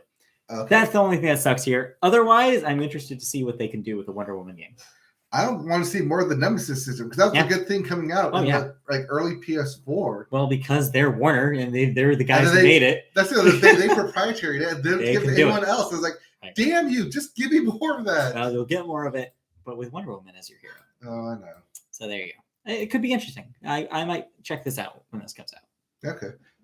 We also had a new trailer for Alan Wake 2. Yes. Well, no, it's been announced. It was had never been announced prior to this. I thought it was confirmed. It's like all but confirmed. So no, they've been kind of messing with us. Remedy has been messing with us ever since they released the DLC that crossed over Control with Alan Wake without confirming an Alan Wake 2, but more or less saying that they were thinking about it. Right. This is the first confirmation there will be an Alan Wake 2. So and it won't be a shooter like that previous game. It will be a survival horror game, according to the studio. Yep. We also had Forspoken. Yeah, new trailer for that. Yep, new trailer. And a release date of May 24th. That game looks kind of cool. I don't know. I go back and forth with that. I go back and forth too with that too. Really cool idea of having it like an isekai style real world person gets into a fantasy world. But it doesn't look like it's going to be that fun to play. It looks like kind of Bayonetta-esque character action kind of thing. But I don't know if they can pull it off. We'll see soon. We'll see. There's also the Chainsaw Massacre. Yeah, a game based on the Texas Chainsaw Massacre. Yep. Hellblade 2. More trailer of that, all running apparently in real time. Yep. New trailer for most anticipated game 2 years in a row. Yes. Elden Ring. Yeah, this time focusing on the story of the game. So the George R.R. Martin penned plot. That looks like what people want. So I'm glad for all you ring heads. In addition to the Sonic 2 movie trailer, we got Sonic Frontiers trailer. Yeah, open world Sonic game. potentially. Yeah. Looks here. Look, it was interesting how similar the vibes were of this trailer to that Kirby and the Forgotten Lands trailer we got at the Nintendo Lots of Direct open earlier. world. Yeah, it's very funny. Yeah. New horror game called Splinterhead. Yeah, I guess that's from one of the original directors of the Silent Hill franchise. So while it's not a new Silent Hill game, sorry, it is at least something from that guy, and it looks really creepy. Yep. New trailer for Lord of the Rings: Gollum, a game that I keep forgetting exists, and Tiny Tina's Wonderlands. Yeah, which you're still very jazzed about. I'm still very up on it. They had Will Arnett come on stage too, alongside Ashley Birch for that. Yep, it's pretty cool. There's also Star Trek: Resurgence. Okay, is it just me, or did this look really ugly? Oh no, it looks terrible looking. So this is a team that's made up of a bunch of former Telltale Games people, Dramatic Labs. And yeah, it looks like a Telltale-esque version of a Star Trek story. But ew, the graphics look bad in this thing. I don't know if it's just because it's early, but the lip sync on the faces looks bad, and the design of the characters looks really bad. It just looks not good. I don't know. It's super blocky. It looks like a 360 game that's been up-resed, is what it looks like. Yep. But yeah, we'll see. I mean, if this is like your trailer shot right there. Right. It's pretty lame. That's pretty bad. There's also an Arc Raiders reveal. Yeah. In Mark Studios. Some ex-Dyson Battlefield people. Yep. And not Rumbleverse, but Matrix Resurrections and Awakens. So yeah, they showed a clip from the upcoming Matrix Resurrections movie, which is super meta, which makes me even more curious about what that movie is going to be. Yep. But then also announced and showed footage of a Unreal Engine 5 game that takes place in the Matrix universe that's all running real time. It's kind of an interactive movie experience. I have not downloaded this. It's PS5 and Series SX exclusive. Mm-hmm. I have not downloaded this, but it seems like it might be cool. It's a tech demo. You can go around, change the lighting, change basically play God mode in it. Right. And I've seen some pictures of it from my friend who also has a PS5 and running around. It's like, yeah, this is like posting it on Facebook. It's like, these aren't actual photographs. This is from the real Unreal Engine 5 game. Yeah, it's from that game. I'm like, dang. It's a cool looking tech demo with some light gameplay. Yep. I mean, I'm kind of excited for the game. Yeah, could be cool. I should have tried that last night. I just didn't. Right, same. I played baseball instead. We'll get to what I played instead. As we will. We had The Expanse by Telltale series, by Telltale Games. You scroll past it, but Rumbleverse, which is a cool looking wrestling-esque brawling battle royale game, seems kind of neat. I thought that looked cool. I don't know. We just had like a bunch of like similar style games come out. We did, or announced. It looked kind of neat though, and it's from Iron Galaxy, who this is one of their few original projects. They're usually like a team that comes in for ports and stuff. So it's cool to see them doing something. Looks cool. Yep. And then we had more Tunic. The Expanse. And yeah, new trailer for Tunic, which will actually see its real release in March. Yep.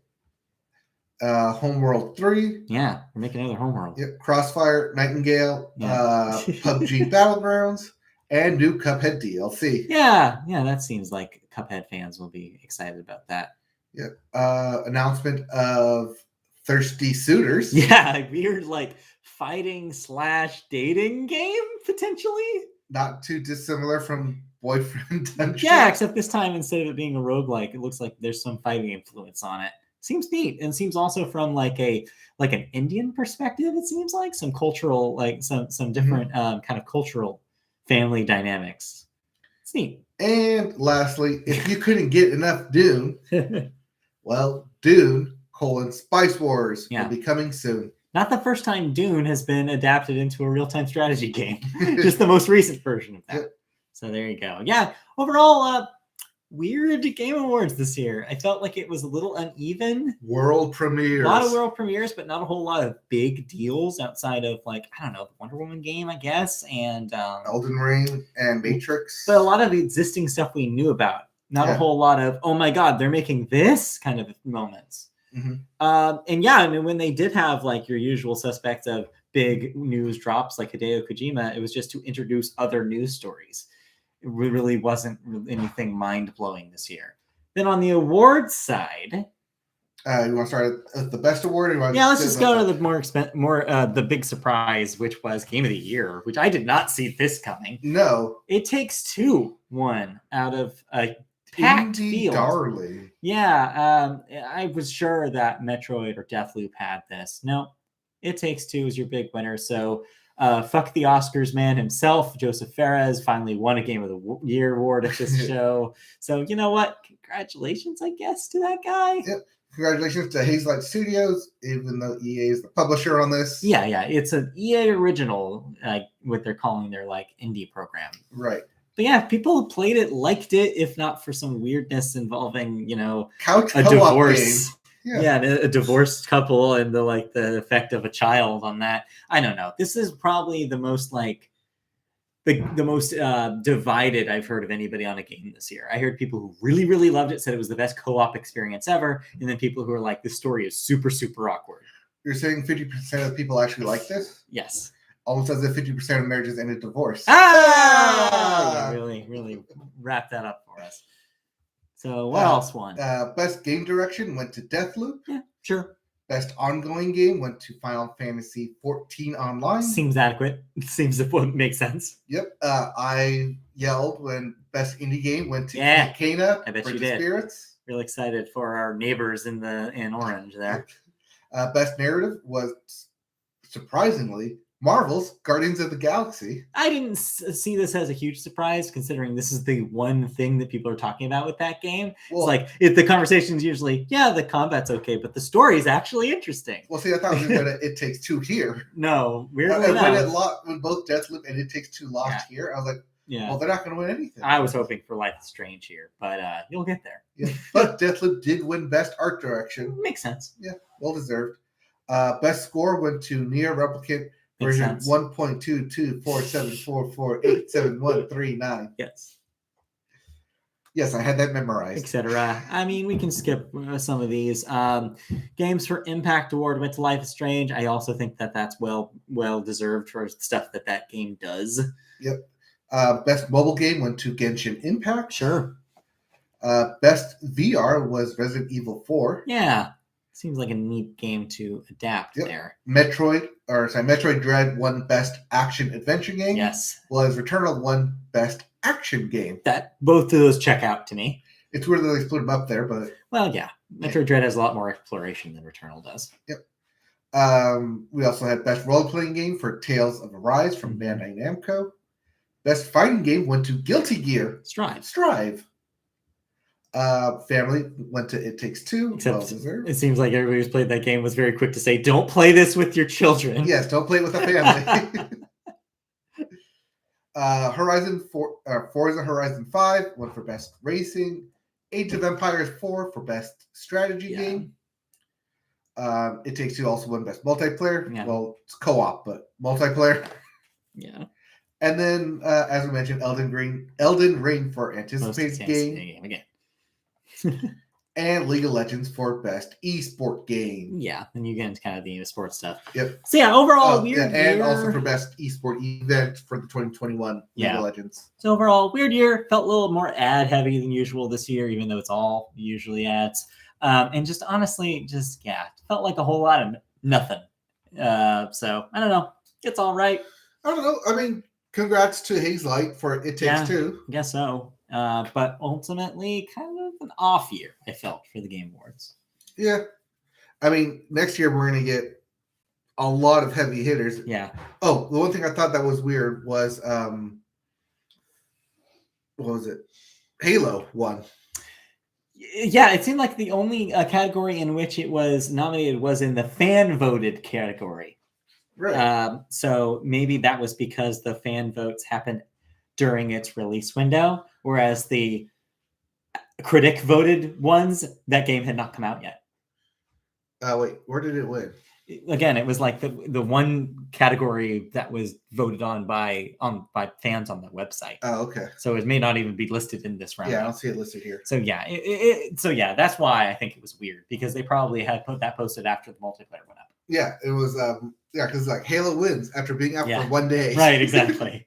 I think mostly multiplayer kind of put that in its spot. Right. But that's a perfect segue, because if we are done with the news, we can talk about games we've been playing. All right, and you happen to play the Halo Infinite. I have played the first 2 missions of the Halo Infinite campaign, and I'm happy to tell you, hey, you like Halo? This is good Halo. Oh, it's actually good Halo? It's good. It's that good Halo. Ooh. So yeah, the game wisely, I think, in a lot of ways, decides that 4 and 5 did not happen, and picks up largely where you felt the series left off in 3. Or Reach and ODST, if you want to expand that universe to include those games. Yes. But yeah, this feels like classic Halo in the best kind of way. Starts off in a little bit of a in medias res kind of way, where Master Chief's in bad shape, and you're trying to figure out who is attacking him and what's going on. And you're you basically you find out what the plot is as you go on. And in classic Halo fashion, the Chief is awakened. He needs to find a weapon, and you need to get right into the war and start going. This sounds like the opening to Halo 1. Yes, it's very similar to how Halo 1 starts, and also how Halo 3 starts, and how Halo 2 starts. It's very traditional. Yeah, they've tried to make it as traditional to make you nostalgic for when Halo was a huge world-beating franchise. But yeah, gameplay is exactly what you expect. That combat triangle of Halo still works here. Mm-hmm. It's still melee, grenades, guns. That's what you're relying on. A lot of the weapons are returning from the previous games, but a couple of new additions spice things up a bit. Enemies are still a good mix of Covenant and Brutes, just like in 3. It just feels like Halo. So far, it's taken a little bit more of a platforming direction that I wasn't anticipating. But thankfully, there's a tool to help you with that, because you have a grappling hook now. Hey! And the grappling hook feels great. You know, they stole that from Titanfall. It definitely feels like the one from Titanfall. It's definitely influenced by that. But hey, I'm glad that it's taking influences from good games. Because, yeah, it feels really good in action. It even works with combat, because you can even, grappling hook over some of those explosive barrel equivalents and toss them at an enemy and shoot in midair. Some really cool combat scenarios already. And it feels tight, feels good, just like a Halo game should. And I played some more multiplayer as well. And still fun. Except I wish there was a hopper just for Team Slayer, because it's basically just a one quick play option for everything. So you will get tossed into capture the flag, oddball, zone control modes, even if you just want to play team deathmatch. That is one complaint that I have seen online, is that you can't choose what mode. You also can't vote on maps. It's essentially, there's only 2 hoppers. There's that, and then big team battle hoppers. Right. So either if you want to do the vehicle stuff, which I don't really care about, you can do that. But then, the fact that it makes you do objective modes, it is kind of disappointing. My round yesterday that I played, I didn't get a single match of Team Slayer. I went from 3 variants of Capture the Flag, and that's all I got to play. I was disappointed. So hopefully they'll add to that in the future. It's not great, the setup that they have, but the good news is that the game itself is a lot of fun. So if you want Halo multiplayer or campaign, I am happy to report that Infinite delivers both, and quality experiences for the both. So the better version of the past Halos that we've gotten then? I think so. I think it's the best Halo has felt in a long time. So if you're lapsed like I was, didn't really love 4 or 5, this will bring you back into the fold. I think it's really good. I just want to see how long ago Halo 3 was. Into 6 or 7. 2007. 2007. Yeah, it's been a while. So almost 14, coming up on 15 years. Yeah, it's been a long time. A good single-player Halo campaign. Like how the Google people also ask, is Halo 3 the best game ever? Maybe. Recently asked.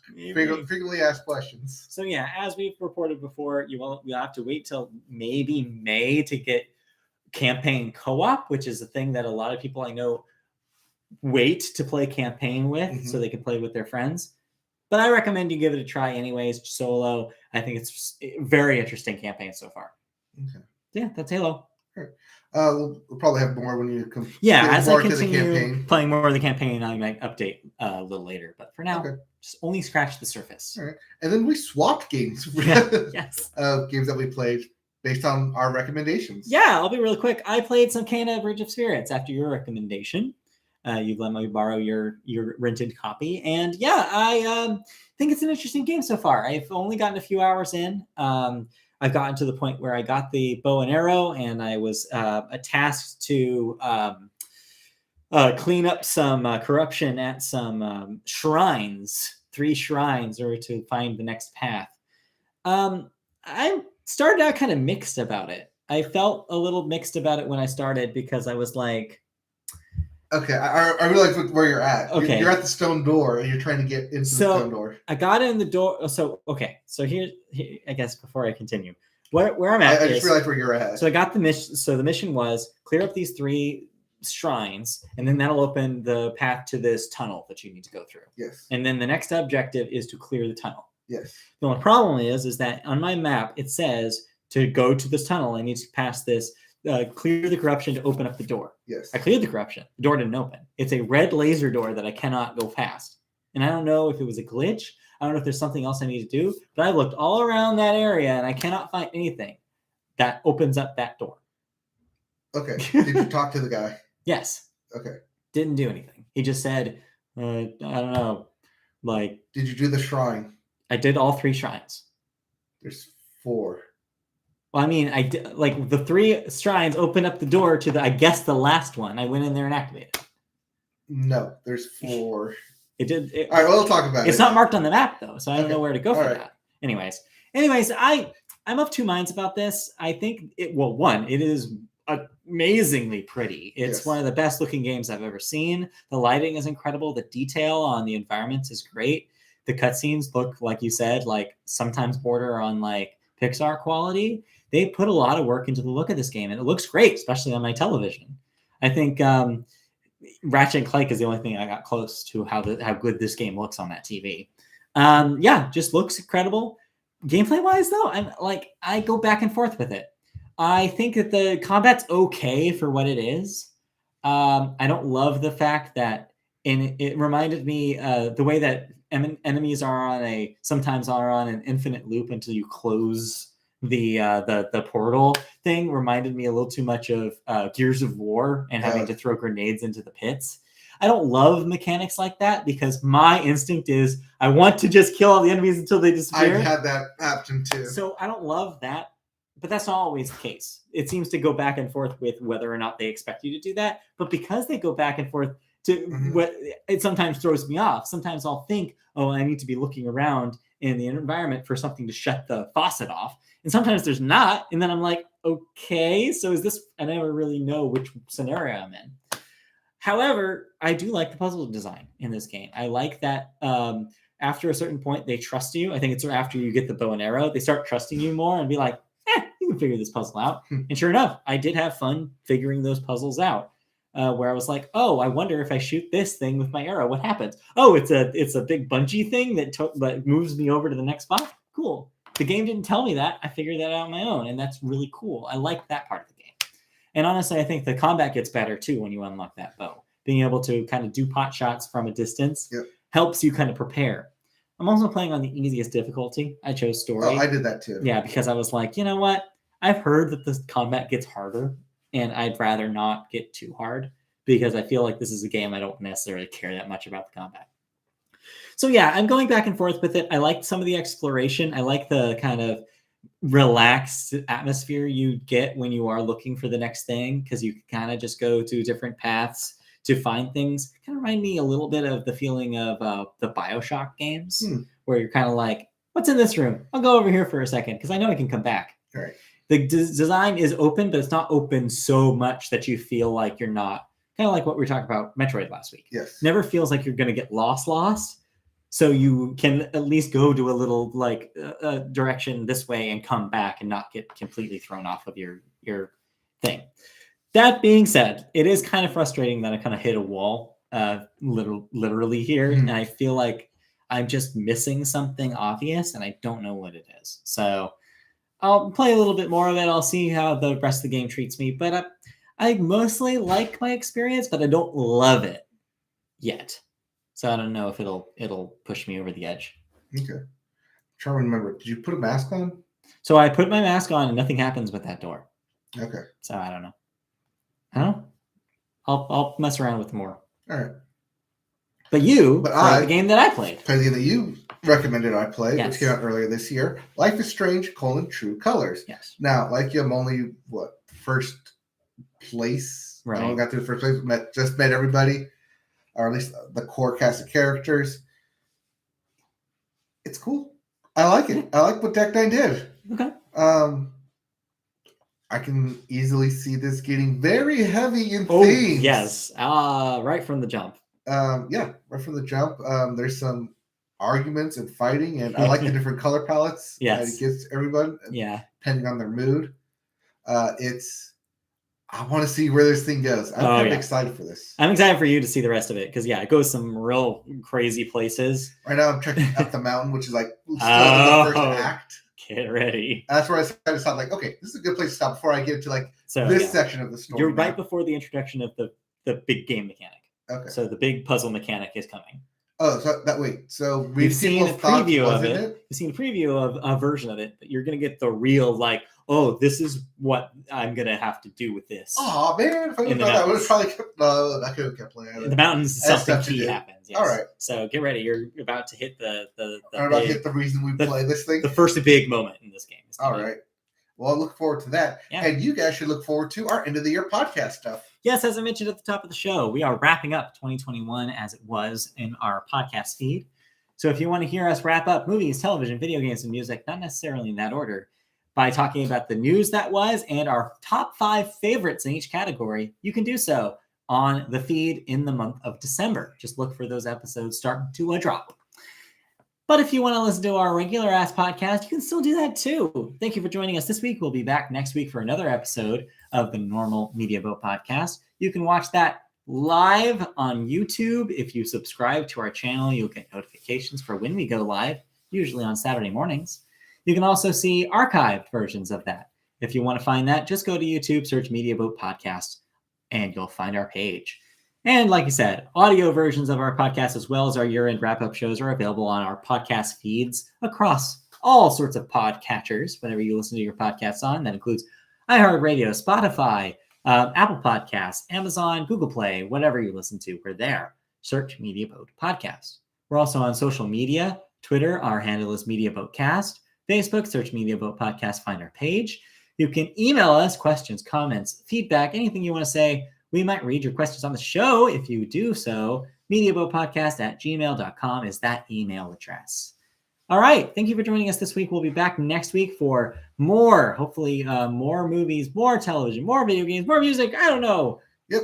Next week will be our last regular scheduled Saturday podcast. Yes. We'll probably put out our regular episodes on Wednesdays as we get into the holidays here. Yeah, we'll see what we can do. Keep a lookout to your newsfeed because we will still have regular weekly episodes, as mentioned, in addition to the end of the year wrap-up stuff. Indeed. So look forward to that. In the meantime, have a good week. Yep. We'll be back next week with more thoughts, more news, and more everything. More everything. Bye. Bye. Cool. All right, so I didn't get to the game mechanic. I thought the reading of the you're that's angry. That's part of it. Okay. So that's an introduction, I guess, if you will. Just wait. I don't want to spoil anything, but there's something you do extra with that power. All right. So as for your Kana. Yeah, I have no idea. Because, so like I said, I cleared the 3 that opened up the wall after I lit all 4 of those things. And then it was like, okay, go here. And there's 2 dots on my map, right? There's one that is. All right. So you did. So we start with the ruins. We go through the village and go to Taro. So Taro's tree is. This is the Taro stuff I'm doing. It's somewhere in there. No, actually, no. No, because Taro is the bow. I did the Russo Mountain. You did the Russo Mountain? I'm in the Forgotten Forest. I think maybe that's where I am at. No? So you haven't gotten the storehouse yet, right? I don't think so. Somewhere around one of these 2, I think. Okay, so Taro's tree. Russo's Mountain. I'll see how far I've gotten. Taro's tree is the bow and arrow. Yeah, I got that. Okay, so let's go to Moosewood Mountain. Then. Scroll. So this is not a walkthrough. This is just a map. I know. I just want the map. I don't want to spoil anything for you. So I am. So this is going up the mountain to Taros Tree. Yeah, I'm trying to look at the map. It's like I'm because this. So this is the Moosewood Mountain is up to the bow. This is all the bow stuff. This, I think I'm down here. This is where I'm at. I think. Okay, so did you clear everything out here then? So these three, I'm guessing, are the marking the 3 shrines that I. No, these are rots. These are rots. Okay, well. So this is the Moosewood Mountain is the bow and arrow. So this is the bow and arrow place where you. So I came down from there and I'm down here. Okay, so you did all the bow and arrow stuff here, right? And it told me I have to go into a cave, but that cave is entrance blocked off. The cave in here? Yeah. No, because you have already gotten the bow and arrow by the time you got up here, though. Yeah. But like I was gonna say, my map has 2 dots on it. It has a blue dot that says clear the mountain of debris or the cave of debris. Mm-hmm. And then there's the yellow one that's the quest marker. Yeah. That I just go to and he says, you need to clear the cave of debris. So I'm like, okay, so I have to go to the blue dot, which makes sense because those 3 shrines I just cleaned up also were blue dots. So it makes sense that the blue dots are kind of like the mini missions inside the bigger mission, which is the yellow dot. So I can't do what I need to do with the yellow dot until I do the blue dot. But like I said, show up there. When I first showed up, there was corruption in an enemy. I beat the enemy. It was like this floating owl dude. Okay. Yeah. I beat him. All the corruption around it went away, but the pathway didn't open. It's still the red laser wall. I go through it, it hurts me. And there's no other prompt. Like the game did not tell me anything to do beyond that.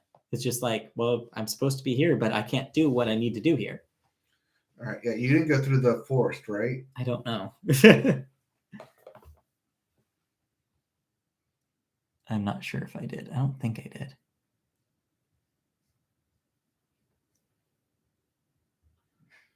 Right. The forest is through like a different wall. Because once you have the bow, you can get into here. Maybe this is where I'm at. Because the God Tree Shrine is one of the shrines I cleared. Yeah, so you cleared like shrine here. Oh, yeah, I'm like here. Because I remember these islands.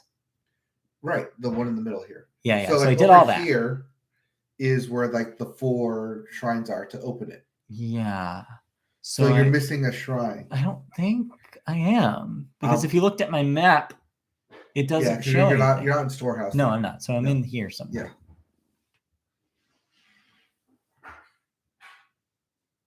Why do I destroy? I didn't know I could destroy hay piles. Oh yeah, yeah. Maybe that's what I need to do. You did the one on this island here, right? Oh! I remembered something that I had forgotten. So there's a part in the tree part where I go up the big tree house. Mm-hmm. There's a part where before I took the elevator down, there's a zone that looks like I can interact with it and put something there, but I don't know what to interact with. It's like kind of glowy and it's got like some like tendrils coming up, but it looks inert, like I need to do something before I can use it.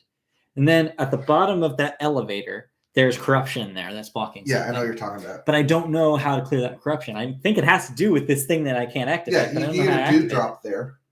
But how do I activate that? Oh, go up the tree. Okay, but this is me coming down from the tree. I'm already on the top of the tree. You're not on the top of the tree. There's even further up? Yeah. But that's the word. So there was that boss there. Or no, there wasn't a boss, but I cleared that boss. I know where you're at now. Okay, yeah. So you're at the boss. So I did that. Yes. But that was, and then I took the elevator down, and that's where I found the dude who told me, okay, you're good. I cleared all the shrines. Then he told me to do this next thing.